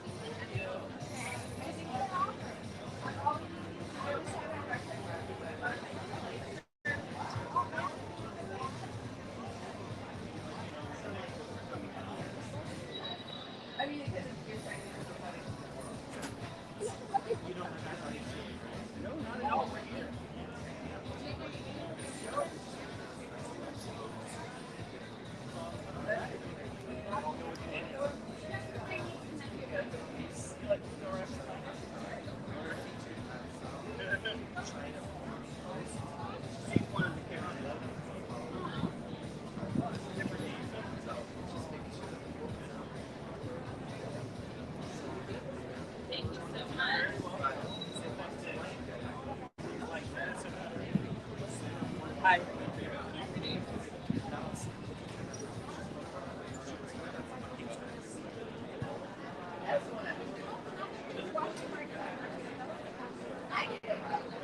Does she have marketing stuff?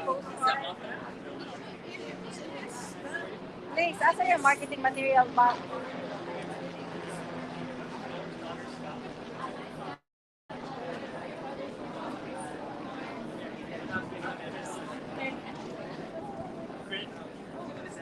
Sorry.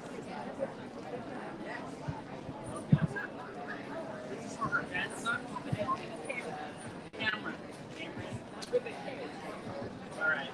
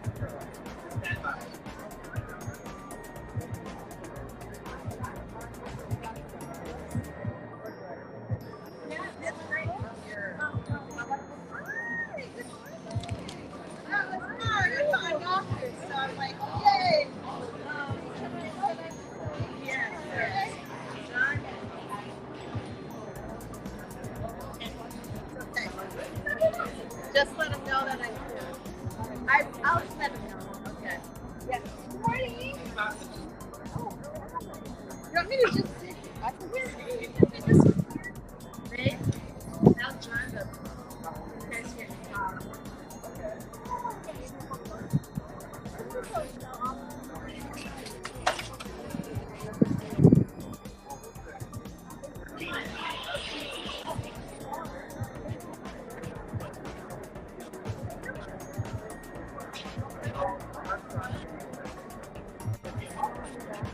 Yeah. Well, right? Yes.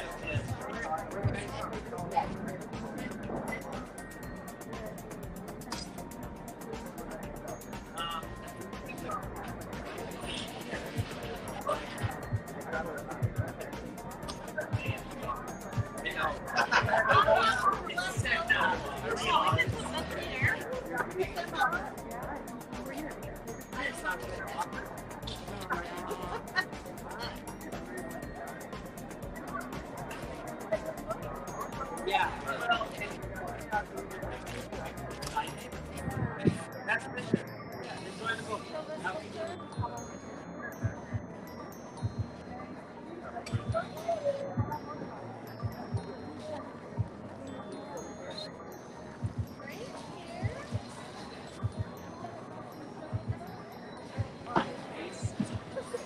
Five, 4, 6, 7, 7. Which one is that? Here. Or Oh, we have your book. yes, The last transfer. I will be back with you. Are they coming? Okay. Well, that would totally be fine. Yes. My youngest. Yeah. My granddaughter's an avid But you will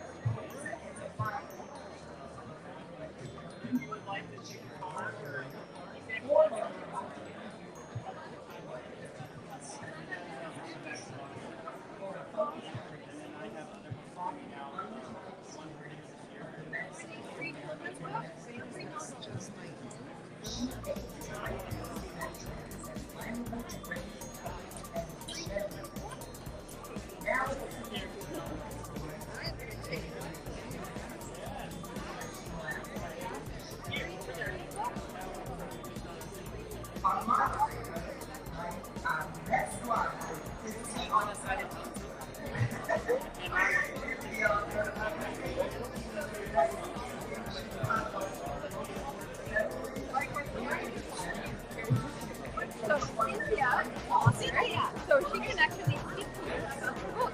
And when you come here, then you hi. Very interesting titles. Kind of caught my attention. Thank you. It's kind of a intense words. You know, it's like quiet, they're or and so I use those. I stay quiet.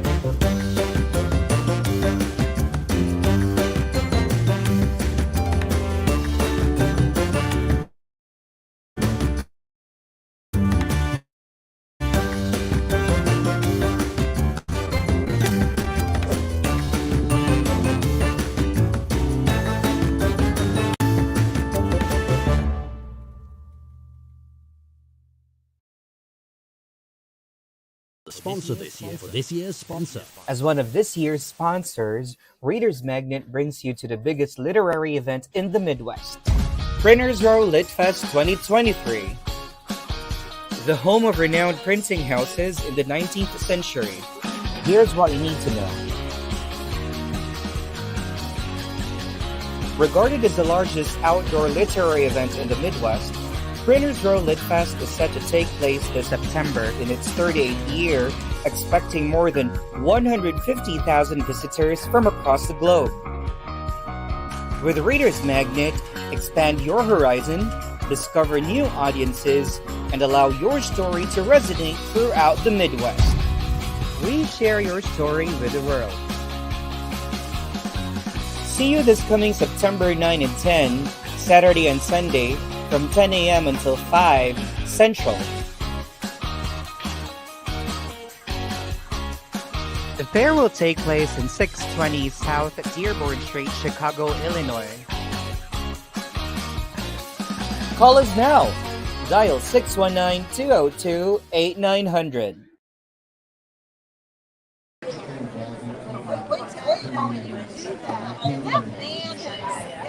He's like a really hot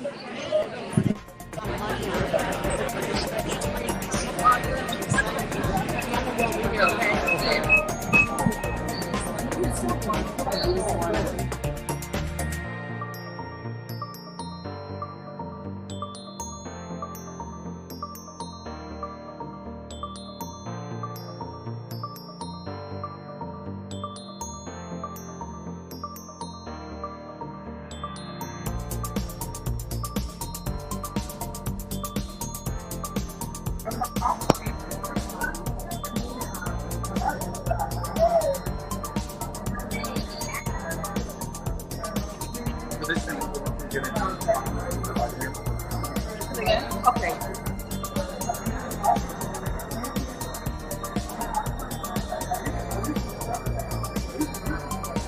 All right, we're back here at the Reader's Magnet booth here at the Printers Grow Lit Fest. Again, thank you so much to our first batch of authors who were able to speak earlier today. Our early birds, we have Deb Runge. I also get a chance to speak to after. We went live earlier. We had Linda Drake, hi ma'am, still with us. Then we had Paul Atkinson has had a very successful book signing earlier. I think he was able to give out majority of his books. He'll be back in the next few minutes. I think he just went back to the hotel. Then we have the rest of the authors. Now I'm so happy to see a few authors coming in. I'll be introducing the first one. We had one of our best speakers yesterday. I'll be introducing later on. We have Cindy back today, who's here to give out most of our books from yesterday's book signing. We still have Thomas McLaughlin here on the other side. And we had Zach, thank you for coming back again today. Then we have Latanya. So at this juncture, I'll be introducing you to our next speaker. Majority of our authors are here, going to be coming back for the rest of the day, but all of our authors, our viewers are watching us right now on our social media channels on Facebook, Twitter, and YouTube. Thank you so much for sticking in. Now we have our next speaker. She's a founder and advocate of the Sandarina Foundation. She's had 3 professional careers. She's an accountant, a registered nurse preceptor, and senior clinical research associate. She currently resides in Illinois, and growing up in Lagos, Nigeria, and London, England, has always been passionate about writing and has kept many journals. I know she brought some here today, which she will be talking about. She was, I consider her one of our speakers, best speakers that we had since LA Times Festival of Books. Without further ado, I give you the author of the book, Evolving Through the Process. A round of applause for Irene Ibarra. Hello, hello. It works.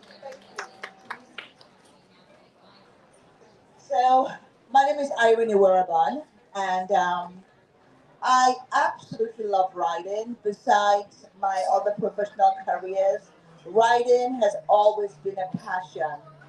So, Evolving to the Process is my first book published. However, prior to this book, I wrote 2 other books. One is called Hype, Health, Youth, Population Education, and the other one is called Vital Signs.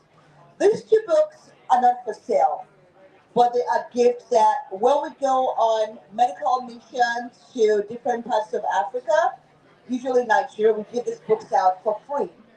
So the Hype book and the Vital Signs are my first 2 books, but of course they're not for sale.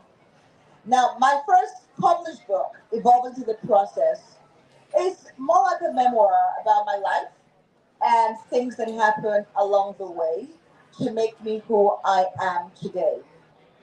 It's different from most books because there are actually 96 short stories, so you can pick the book up and open up anywhere and you'll have a complete story. This book is just a reminder that we should not take life so seriously and that everyone is here for their own journey. And while you're on your journey of life, you have to find things and fun along the way. So I'm going to read from one of the stories involved into the process. Each story has a quote, either by me or someone else. And then all the stories have affirmations, and they're all by me. So I'm going to read you story number 96. It says, live your life like you're the hero in your movie. Joe Rogan. We are all born, then one day we die. The quality of life in the space between life and death depends on our reactions to situations. Over the last few years, I've learned to make myself the center of my universe. To some, this may sound selfish, but is it? When we board an airplane, one of the announcements include, in the event of an emergency, first put on your oxygen mask before helping anyone. The simplest explanation is that if you die because of lack of oxygen, you can't help anyone else. So, put on your oxygen mask first is not selfish, it is selfless. When we live out our life in self love, we can give love to others. Napoleon Hill said, the best way to think about yourself is to believe that there is no one, past or present, more important than you. When I started thinking this way, a tiny voice kept whispering, that's arrogant. I was almost embarrassed to think of myself in this way. Surely, there are people out there greater than me, I thought. I felt a little awkward. Being raised in Nigeria, I learned humility while attending a single gender girls' Catholic school. As girls, we were never encouraged to think of ourselves as significant. Even when we did, we were not allowed to verbalize it. Humility means being great on the inside or having other people tell you you're great. But for a girl to stand up in the late 70s or early 80s and call herself great was rare. In my late 40s, as I began evolving my reasoning, I started to see that we are all on this earth for our unique journey. I slowly began to accept that I was important to me. Fast forward to my 50s, I began making myself the center of my universe. I wanted to pour my love onto others. I began to approach my body, my personality, my character, my prosperity, my wisdom, my ignorance, my inspirations, and my peace. My love and appreciation for myself became very personal, and I now genuinely live the quote, I am the center of my universe. Everything I am expands around me. Affirmation. I love the way my life unfolds one script at a time.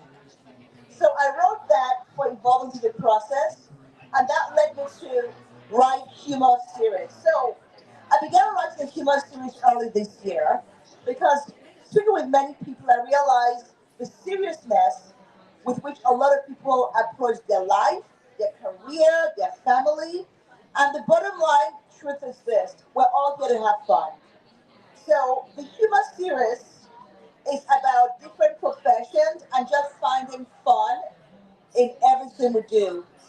Doctors, there's fun in being a doctor, a pharmacist, a nurse. It's just a seems about fun. Even I have one about aging, getting older. There's fun in every aspect of life. And once we embrace that and understand that life is not that serious, I think we'll all live life in a way that makes us have fun. So all these books are, of course, in Amazon, Barnes and Noble, other bookstores, Kindle, online, ebooks, and also it's kind in some bookstores in New Zealand. Thank you, thank you, thank you, everyone. We'll definitely have more time and we'll hear more coming from Irene. Again, to our visiting authors, if you quite noticed, we're like half of what we were yesterday. So definitely take your time. We have more time for today. At this juncture, we'll listen to one author who was here with us yesterday, but this time I'll definitely have Zach tell us more about the in-depth story about the inspiration of his book. Our next author was born in Monroe, Louisiana, and after migrating to Chicago, he began his musical journey at the tender age of 10. Currently, Mr. Lavender is the CEO and president of Sanctuary of Refuge, founded in 2018. This organization and support ministry works with individuals who desire to be set free from same-sex attractions and unwanted sexual desires. He is also the author of 3 other published works. Ladies and gentlemen, I give you our next speaker, an audience of one, the seriousness of worship, Mr. Zachary Wayne Lavender. Good afternoon. I'm back. How's everyone feeling? This is great energy out here, really. It's my first time attending Reader's Magnet. Um, I'm really honored to be here. Um, kind of nervous. My first day I was nervous yesterday. I had never been a part of a book fair. This is all new to me. I was not an author prior to this. I'm a musician, classically trained, pianist, vocal coach, music teacher, all of the above. Never had no idea I could actually write a book until 2017. I was journaling for several years, and I was reading one night. All of a sudden, something says that why don't you take your journal and write a book? That's how it all began. I hired a writing coach, but catch this. My writing coach I sang at her wedding 35 years ago had no idea she's my writing coach. But it's amazing how God positions you for years later, for different seasons of your life. Great coach. She walked me from point A to point B. Every point, every step, she walked me through it. And I was able to write my first book called Victim of Circumstance. The book is my autobiography. It tells of my struggle with homosexuality for 40 years. I wanted to write about it. I believe there are so many people who struggle with this, but don't want to tell their story. I told mine. That's the first book, and I bring further books prior to that book. But this book, for one, is a very personal book on worship. Prior to writing this, I had no idea what worship was until I began to do research and open God's Word to give me understanding of what worship is. When I did research, I discovered that it was all about Him. He is the only audience. And worship is all about Him, about giving Him honor, recognizing Him, who He is, and what He can do, and what He has done for us. I want to read the back part, the book summary, on the very bottom part, the summary of the bottom of the book, and it says this. We're living in evil, uncertain, and perilous times. Diseases, famines, devastations, and all sorts of destructions are plaguing the earth. God is speaking, and we are not listening, nor are we responding. This is all due to our lack, deficient, incorrect, and unbiblical worship. We can no longer afford to execute worship according to our opinions. There's a book filled with God's desires concerning how we must worship Him. It's time we open it, read it, study it, and apply it the way God commands, in spirit and in truth. Worship is all about God, not us, not me, not you. He is to be recognized.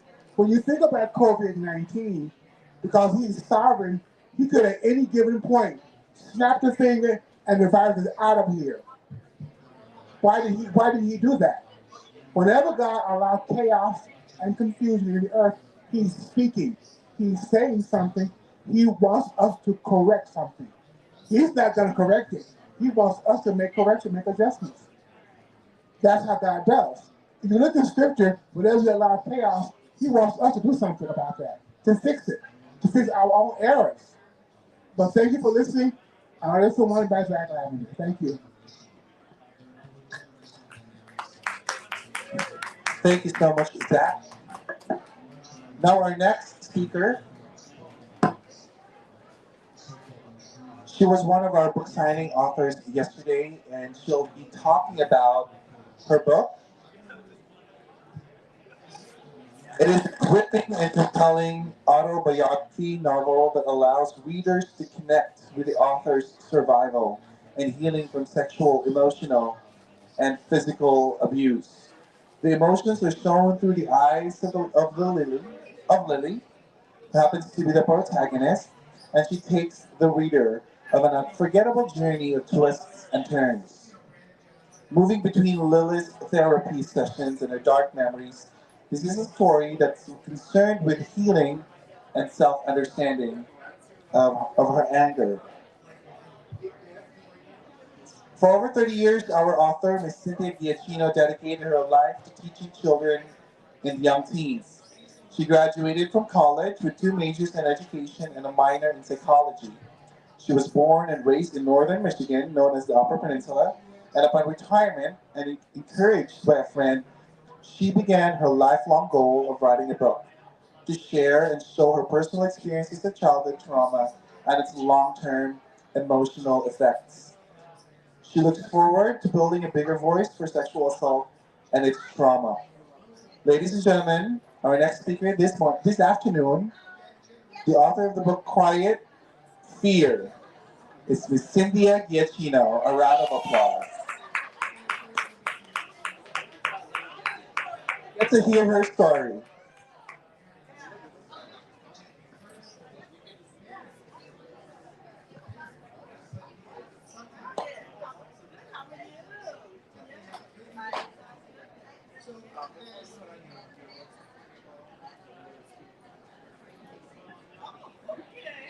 Hello?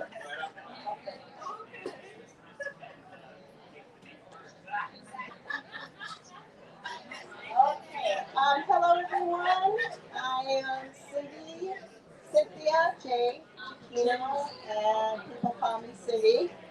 I am the author of Quiet Fear, and I'm here in Reader's Magnet booth, letter R, right in the middle. And I'm originally a Midwest girl. I grew up, it's a Chicago Bear game. I grew up in Green Bay. I grew up in the northern peninsula of Michigan, and I lived in Green Bay, Wisconsin, and now I live in Denver, Colorado.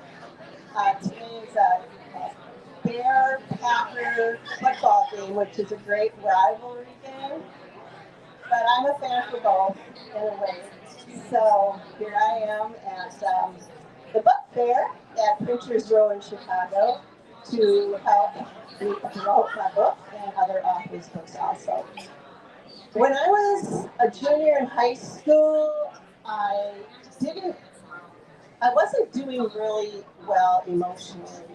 And my 11th grade literature teacher saw in my attitude that it had changed, and he taught me how to journal, how to take thoughts from my mind and get them onto paper to help me heal and do better in school. And I have been journaling ever since. And when I was 62, I spent 34 years teaching. And when I was 62, I decided to put my story into a book. We all suffer. Everybody suffers. And we don't always understand each other's suffering. So we need to read and we need to talk and we need to learn about each other's lives.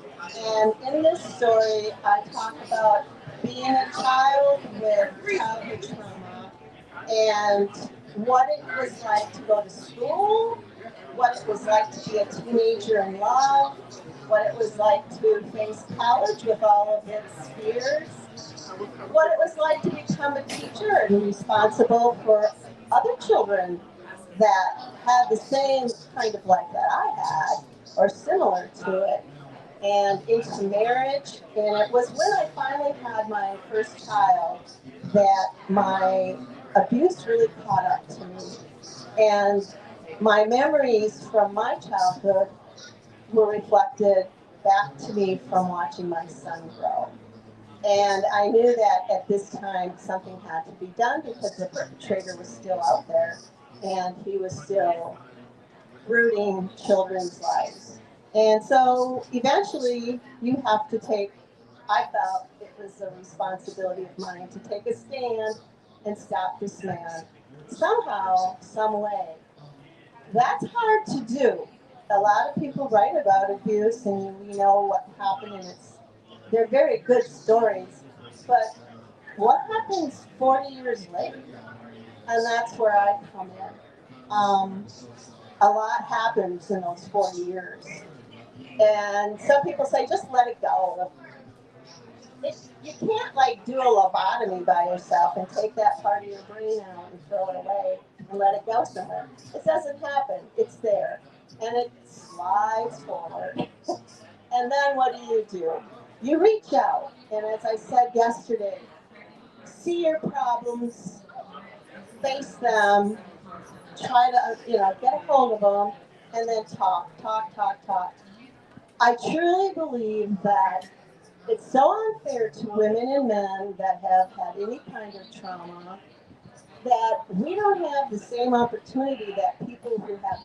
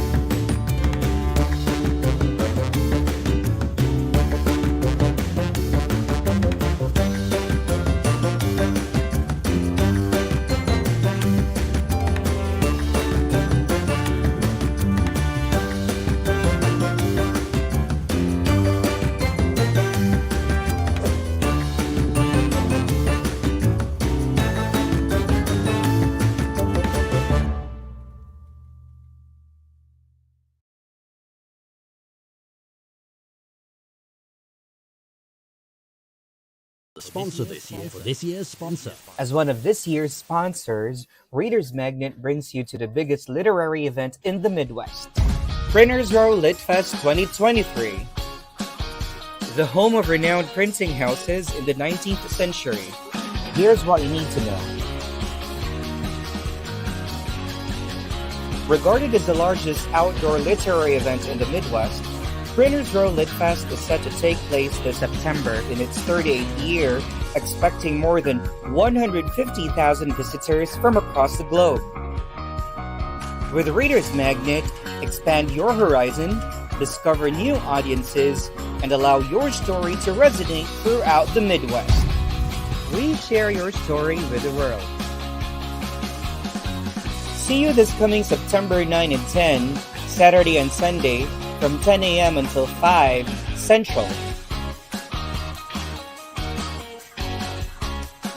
The fair will take place in 620 South Dearborn Street, Chicago, Illinois. So, what are you going to say? I can't remember. Your case is thrown out. So he got away. He did not spend one day in jail. He lived his whole entire life out. And I know when he was in his 60s, he would go down to Florida quite frequently to retirement hotels and look at all the beautiful little grandchildren that came and swimming at the pool. And what are we going to do? They're out there. So there's a lot that we can do, but we have to get together as one voice. Women have to come together with all of our sufferings, no matter what kind of suffering we have. And we need to help make a change to protect the children we have today and get help for them, get help for them in the schools. I was a school teacher for 34 years. I've seen a lot of kids come to school just having such a horrible life, and then we want them to learn. Why aren't you learning? Well, their head is full of nightmares. That, there's so much that needs to get out of that little head, and we don't have counselors and we don't have therapists. They're out there by themselves, and we don't have parents that are even willing to take classes or look for help or be able to afford help for these little kids. So that was my message in my book, was to share how suffering can change and how we can learn to say okay, it took me till I was quite old, in my 40s after cancer, but it's back here, and it can't walk around and be in front of me anymore.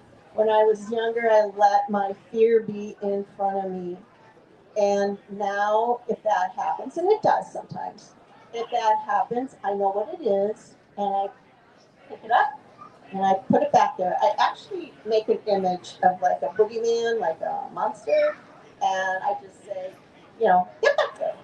You are not coming in front of me. I'm not a little girl anymore. I am a 70-year-old woman, and I am in control of my life, and you have nothing over me anymore. And that takes a while to learn how to do that.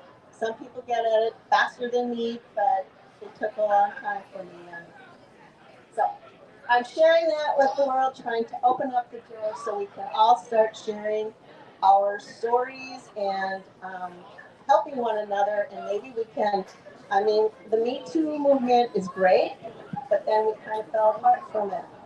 We need to stand stronger as women together, all women, men come and join us too, because many, many men have been affected the same way. And I've had so many men approach me and thank me for writing the book. And it's been wonderful. I never expected that. And, it's just been amazing, the people I have met in all walks of life. So thank you. Grab a copy, Reader's Magnet. Thank you, Chicago, for having this literary experience for authors, because we need these. And Barnes and Noble, and of course Amazon. So thank you very much. Have a wonderful day. Thank you so much, Cindy, the author of the book Quiet Fear. Again, Cindy is giving away some copies here. She has a little nook right next to our registration area. Our next speaker was also a book signing author we had yesterday, and she's going to give out copies as well, if I'm not mistaken, today. A great opportunity to speak about her very interesting book. If you are married or planning to get married, you definitely, this is the best person to talk to. Our next author is a certified marriage coach whose life and experience have been a source of inspiration to thousands of couples. She is a Christian, a wife, a mother, and renowned author. And through experience, she has mentored many relationships and marriages. Her divine ability is to reconcile broken marriages through godly counsel is worthy of note. After 14 years of divorce, she was reunited with her husband, and her marriage was restored. Her book, Two as One Forever, A Better You, A Better Marriage, was birthed from Beverly's trials and tribulations in her marriage. Twice married to the same husband after a lengthy divorce, and she had to find a way to avoid a second divorce. Now, to tell us more about her very interesting book, and also our viewers watching us right now online via Facebook, Twitter, and YouTube, the author of Two as One Forever, I give you a round of applause for Beverly Thomas.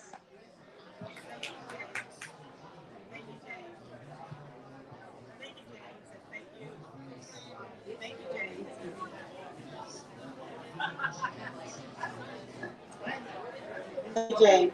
Okay, and thank you, Readers Magnet, for having me today. As James stated, I am a certified marriage coach, also a specialist in anger management and conflict resolution. And, he mentioned my history as far as being twice married to the same man, a divorce of 14 years. And that was 26 years ago. And it's a journey that I've endured with no indication through life that it would even take place. And I guess that's the beauty of life. We just never know what's going to happen, when it's going to happen, and how it's going to happen. So it is about receiving what we know is for us and learning to endure. And when I say learning to endure, that's exactly what it is. Two is One Forever came about with me learning how to better manage myself. The subtitle is A Better You, A Better Marriage. You know, sometimes we will think to ourselves that it's nothing wrong with me. I'm okay. It's easy for us to want to point fingers, but I had to learn that I had to look deep within and I had to overcome those dysfunctions, I'll say, within my own self. Because, you know, as children, we see things. As children, we hear things. We are identifying with different things from what we get from people. And all of those things help to mold us for how we become. And a lot of times we will find out later in life that it's not the right way. We have a tendency to hold on to the dysfunctions and not want to let it go. We don't want to forgive. We want to bring up the dirty stuff every time we have a conversation, even when we're telling ourselves that we want to move forward. And in order to move forward, the Word of God actually says to us to forget those things behind us and to reach for those things ahead. And that does mean when we are having those intentional conversations to move forward, that we cannot continue to bring the past up, those dysfunctional parts that hold us back. So we must learn to forgive. And in my book, I talk about forgiveness. I talk about the freedom of forgiveness. Because if you're not able to forgive, you're not free. You're in bondage. You can't let go. That becomes an issue in life that subconsciously we're holding on to the dysfunctions and we're not allowing ourselves to be free within. Because if nothing else in this life, we want peace, total joy. And I tell you, through my journey, I've actually come to that point in life. No matter what the trial is, the storm, I've found a place of total peacefulness. Simply because the tools in this book help me identify self and me allowing myself to let go. I cannot, I cannot um, uh, determine or decide on what my spouse, what my husband is going to say, how he's going to do it, what he's going to do, but I can make that choice of how I receive it. And it is a journey to walk through because we feel that we're attacked a lot of the times. We feel that those words that are said is just for self, and a lot of times we're not even understanding what that other person is actually going through. We never know what they have endured that day, what their trials were as they grew up, because those things they just latch on to us. And in my book also, Two is One Forever, I talk about love. You know, with love, there are three types of love. We've got sexual love, we've got the friendship love, and then we have the choice love, which is the unconditional love, which by the word of God, we call that the agape love. That agape love is the love that our Lord and Savior Jesus Christ gives us. Unconditional love. And that is exactly what we are to show, to give. And that's a hard thing to do in this world. It's very difficult to push through, but It is about being who you choose to be. You know, everything is by choice. It's about who you choose to be. If you choose to bring your joy, your kindness, your gentleness, your meekness, then you're making the right decisions for yourself, regardless to what's coming at you. And that's how you find peace in life. That's what Two is One Forever is giving you. It is giving you those tools where you can push through. I always say, dare to be different. Dare to be different because we look around, we talk to people, and the first part of a conversation is always the negative stuff. Let's start talking positive.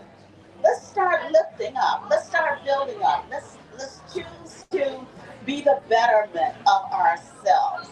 It really is the recipe for a better life because the dysfunctions are going to be there.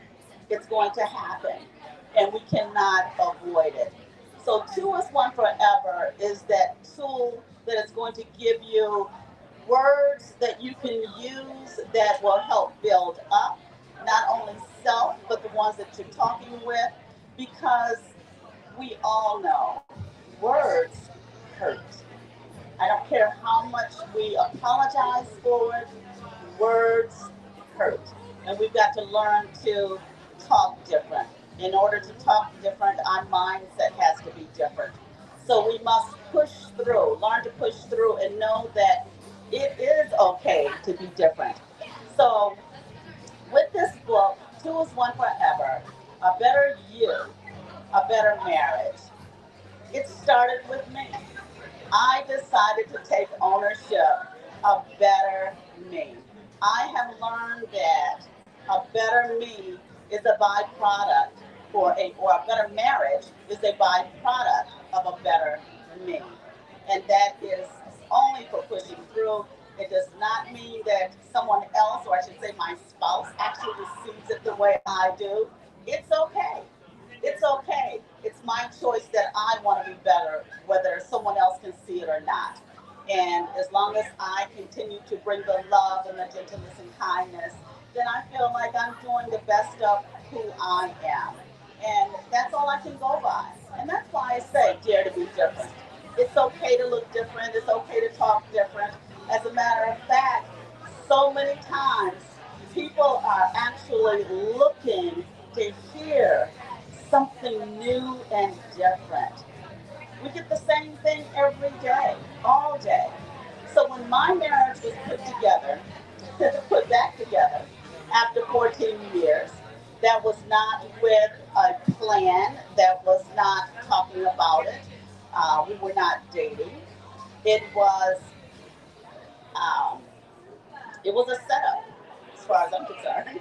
It was a setup. And my husband actually came to my home for the first time in 14 years and actually sat at my kitchen table and we were having a conversation. During that conversation, the Lord spoke to me and said, "That's your husband."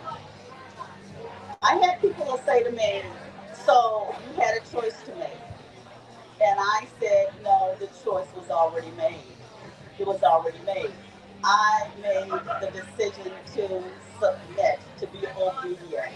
That was the decision that I thought to myself, if I pretended I had not heard, then where would my life be today? I would not be sitting here talking to you about Two is One Forever, a better you, a better marriage. That doesn't mean, that doesn't say that there has not been the trials and the tribulations when we remarried. As a matter of fact, my husband said to me after 5 or 6 years back into the marriage, "I want a divorce again. I'm through with this, Beverly. I don't want to be bothered with you." You know, and I'm like, oh my God. But because I heard from the Lord, I took the position. I'm not going anywhere. I'm not signing anything. That made my journey even more difficult for me at that time because I had to position myself continuously. And I tell you, no tell, 10, 20 times a day in my prayer room.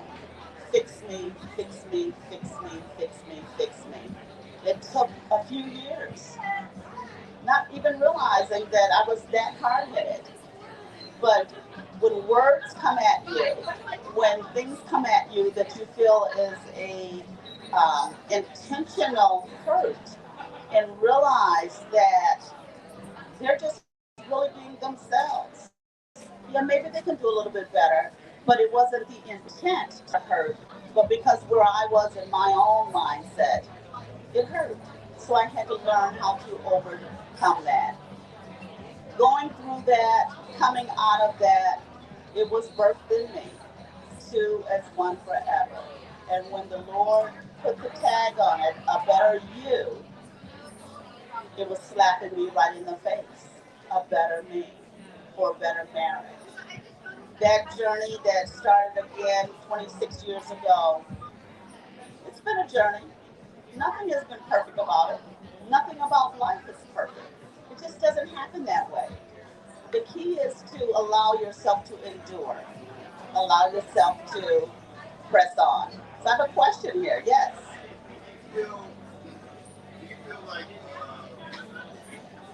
I'm sorry. Thank you. Do you feel that was he attacking you in a way that you wasn't loving him in a way, or you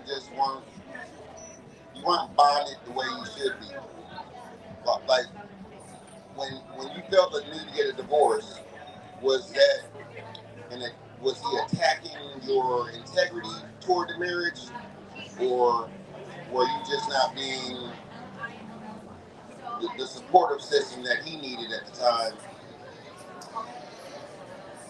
That's an awesome question. Thank you for the question. Because for me at that time, I was being presented a lifestyle that I didn't know how to handle. I didn't know how to live it. There were some things that came about that I did not know when we were dating. And when the marriage took place, things started to be revealed, and I just didn't know how to handle it. Even to have the conversation about it, to want to go to counseling, that was I got a no answer. So for me, it became a buildup of just not knowing how to comfortably function. But I have to say to you, though, that I do believe that that was part of the dysfunctions that was already a part of me also. Because I didn't come from a family of my mom and dad being right here in the household with me. I didn't come from that. As a matter of fact, I was more the rebellious child for having a stepdad. I just said when I was asked by my mom, do you want to be adopted by him? I was adamant in saying no, absolutely not. Not even knowing where that kind of thing is coming from at age 6 and 7. You know, so it's it's all of those dysfunctions that tend to form, and we can't say when, how, where it all became so relevant and playing a part in our lives. And that's why I say, dare to be different. Dare to be different.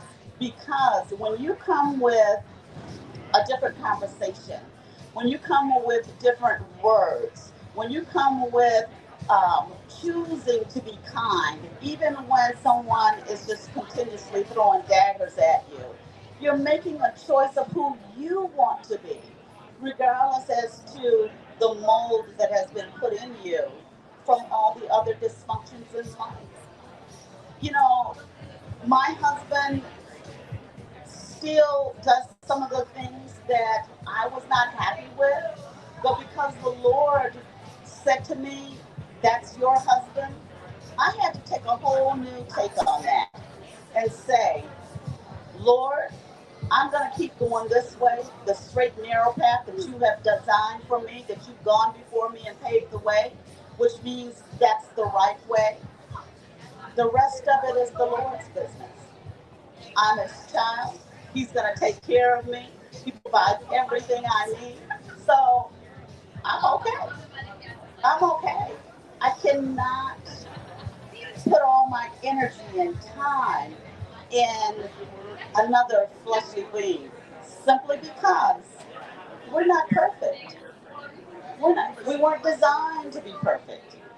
The late Dr. Miles Monroe gave a quote in one of his books and said, marriage is perfect because a perfect God designed it. It's the two people in it that are not perfect. That's us. We weren't designed to be perfect. We were designed to have the trials and tribulations so that we can call on the Lord first with all our trials and tribulations. And that is truly what has gotten me through. Because, as you know, life, it puts a heavy weight on us. It's so monumental, so heavy, we get to the point of feeling like, I can't handle this. I don't know what to do with this. And we're in a world now that people are just checking out, and we've got to tell our stories.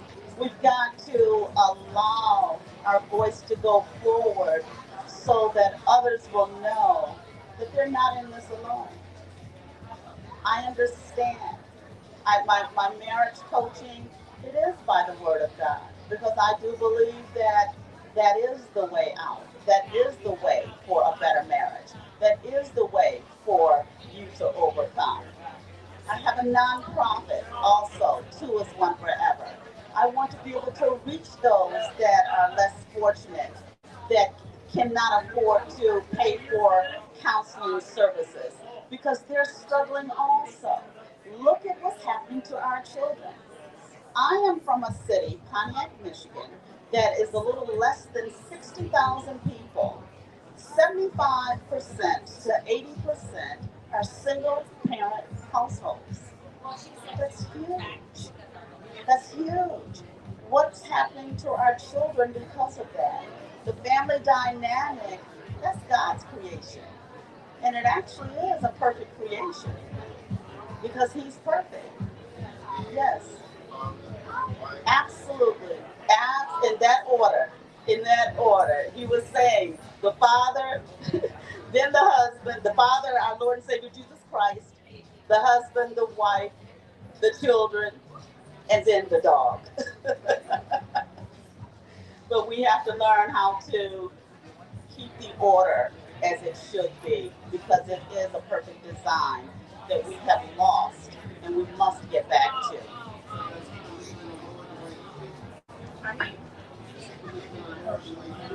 He's a believer. Yes, he's a believer. But even with that, let me say, as believers, we're all on different levels. But we must know that there's no level better or higher than the other. Because we should be learning from one another for whatever it is. So I think that's where we kind of fall short. We want our mate to be right where we are. Doesn't work like that. Yes, sir. Yeah, you're right about that. In everything, we want people to be right where they are. You emphasize something that in conversations that I've had, because I'm very religious and such, but you emphasize something that I have conversations with, and usually it's considered, a chauvinistic approach, and I've operated on men and women being equal in a relationship, but clearly, as you stated, father, son, husband, wife.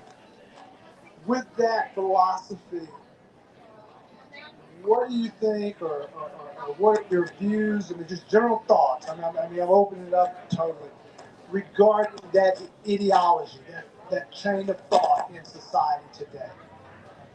Thank you for that question. That's an important question because we have designed our own model and way of doing things. My answer to that is Look what's happening today. It's all around us. The dysfunctions of what we have decided to mold and go after. To live the ways of the world, there's some learning, there's some teaching there to be had. But I have learned when I follow the Word of God, I have obtained total peace. I have obtained total peace. I have journeyed through some things in my life that a lot of people would faint, but I'm still standing, and I thank God for it. Yes, ma'am. I appreciate that you said you were sitting at the table and I heard. And that to me, that's so important. It wasn't told to another audience. You heard. So I appreciate that. That makes it more authentic to follow that direction. Do you think? Thank you. Absolutely. I heard. And when I heard the Lord say to me, that's your husband, that was, God is so amazing. That was a July. I actually was dating a gentleman, had dated a gentleman for 10 years. And I was always the type that I did not want anyone, a man coming into my home because I'm raising my children. And you never know how things are going to turn out. So I was just that type of person. But after 10 years, I started feeling that it was time to move forward. And we actually set a date to be married 3 times. And I actually felt the Lord intervening. And I was pushing forward anyway. This is a lot of what's happening today. We want our own way. We want to do it the way we want to do it. But after 3 times, I just gave in, not knowing what was happening, and that's it. It's the unknown that we're afraid of. I didn't know what was happening. During that time, I had been in a church that I grew up in for years. I got restless. The Lord put me in a position to be restless. He put me in a position where I started pouring out and breaking up with this gentleman, not even expecting to do that. Within a few months is when my husband showed up at my door for the first time in 14 years to sit at my table. It was ordained. It was, but I wasn't recognizing it at the time. But I knew that because I heard the Lord say, "That's your husband." And the Lord will speak to us through different people in different ways. But with that, we decided to remarry.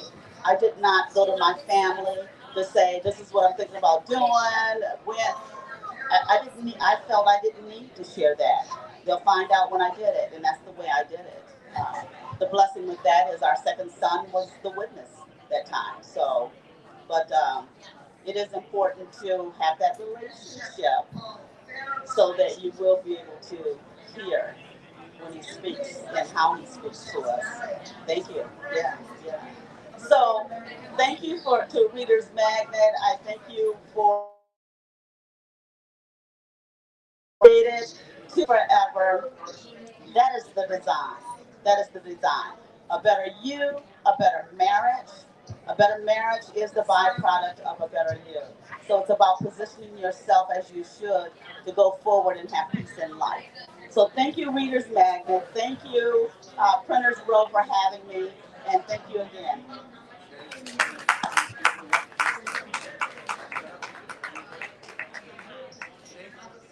Thank you so much, Beverly Thomas. And again, thank you so much to our authors who made it to the second batch. Let's take a lunch break. I know you guys are famishing. Let's take a 15-minute break. We'll resume with our live. You're still going to be watching us for the rest of the afternoon at 1:50 p.m. Well, Jim is going to set up at 1:30. Then I'll have him talk later on.